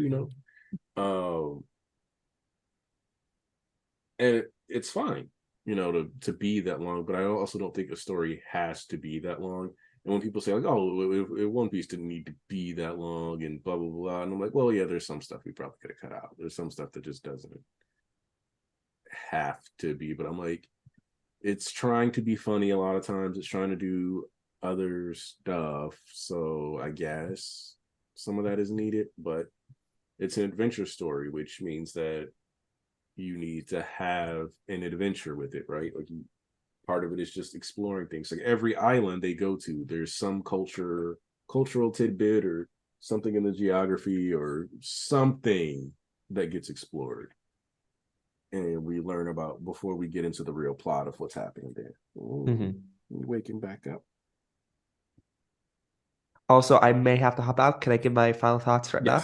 Yes. Okay, so this chapter is fantastic. It is really great just seeing a bit more to the past of All For One and like knowing a bit more about Kudo. I also really enjoy like the panels with Kudo. He looks fantastic. Also helps that like he's looking further away like in design than Bakugo, but also keeping that like spirit.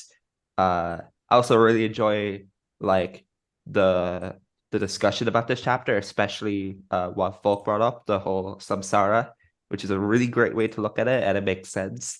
The paneling this chapter is fantastic, especially on page 4, where you get to see Kudo and All For One like side by side, and you see like Yoriichi in like the 2 eras of time. Fantastic. And I am bummed that we don't get to see a larger like expansion on the One For All like pass, like all the users. But I will take this because it is a gorgeous double page spread. Also, just seeing like seeing End chopped in half and you see an All For One like stare at Nana is haunting. But overall, I just really love this chapter. I can't wait to see what Bakugo does to like counter, unless he gets help from a lot more people. Which I saw Tyler bring up like Kurogiri, bring like heroes over to help Bakugo. That'd be cool. But overall, it's a fantastic chapter. I can't wait for next week. Like the stream if you haven't. And I hope you all stay safe. That's it. All right. So, actually, based on the time, you guys want to wrap, or do we have any extensive topics that people still want to run through? Honestly, man, I think we've done it all. That's what I thought too. So, Joseph, you want to give some final thoughts as well? Sure. Yeah, just a great chapter. The art is immaculate. There's been some debate over some of the translation, but it looks like the official translations were actually correct, which like if you listen carefully, you can hear the sound of a truck backing up from some people. This is just a great chapter. 10 out of 10, no notes. All right, Volk. This was a great chapter. It was awesome to see, a more solid timeline. We guessed a lot of this stuff, but it was nice to see it finally all coming together. And it's made All for One given All for One a lot of depth as well, because as much as he insists that, like, haha, I'm evil, I'm the best, most evil bad guy of all time, I'm inhuman, I don't care about connections. The more he insists upon that, the more evident it is that he's actually a very insecure and and lonely person on the inside, because he does ultimately want to be with his brother again. It's just he is so selfish and so evil that just manifests as possessiveness. And it's really fitting for him that, like, is so close to his goal. It's just this one final bum rush attack. He's giving everything, his whole lifespan, all his quirks. It's gonna wear him out, but if he can just make it to that goal, if he can just be with his brother again, it'll all be worth it. Although, of course, we know he can't succeed, because that's All for One. He simply cannot have those little victories. Like, he can't even have those tiny little wins. And that's what this whole arc has really been about, and it's going to come full circle here, especially as we segue properly into the final battle between Deku versus Shigaraki. I have been into this series for about 6 years now, so seeing it all come together like this is really, really epic. Can't wait to see Bakugo's final move. Excellently formatted, excellently told chapter. And Horikoshi, you are a beast. Fantastic art as always. I can't wait for next week. This is one of the best finales to a series I've ever seen. I love it. All right. I want to thank everybody who came through. Appreciate you taking the time to show up. I love this chapter. Bakugo is just kind of like, we're gonna have to do what we gotta do, is always one of my favorite mindsets to see in a character, is like that. All right, gotta grit your teeth, which I think I just subconsciously used that phrase because East was tweeting about doing a Gurren Lagann rewatch. But even kind of just seeing AFO walk through life, chasing his brother's shadow, and honestly, like, the dejected look he has in that spread, it's just interesting. It looks like he's always struggling with something, but even he can't place what he's struggling with, which is unfortunate because it's just made him a toxic, lonely, bitter, narcissistic person. But I'm very, very excited for next week's chapter. I don't think we're cutting the gas like somebody in the chat tried to curse us with. So hopefully that's not the case. And I really want to see some of the vestiges fight back, just because we got Horikoshi including that detail of Hawks existing in the All for One goal soup. So I'd love to see some payoff for that. But like I said, I want to thank everybody for coming through. I appreciate you for taking the time to be here with us today and listening to us talk about a comic. Sorry for the delay. Hopefully I can have this set up properly next week. And you guys have a great day. We're out. Say bye, Jeannie.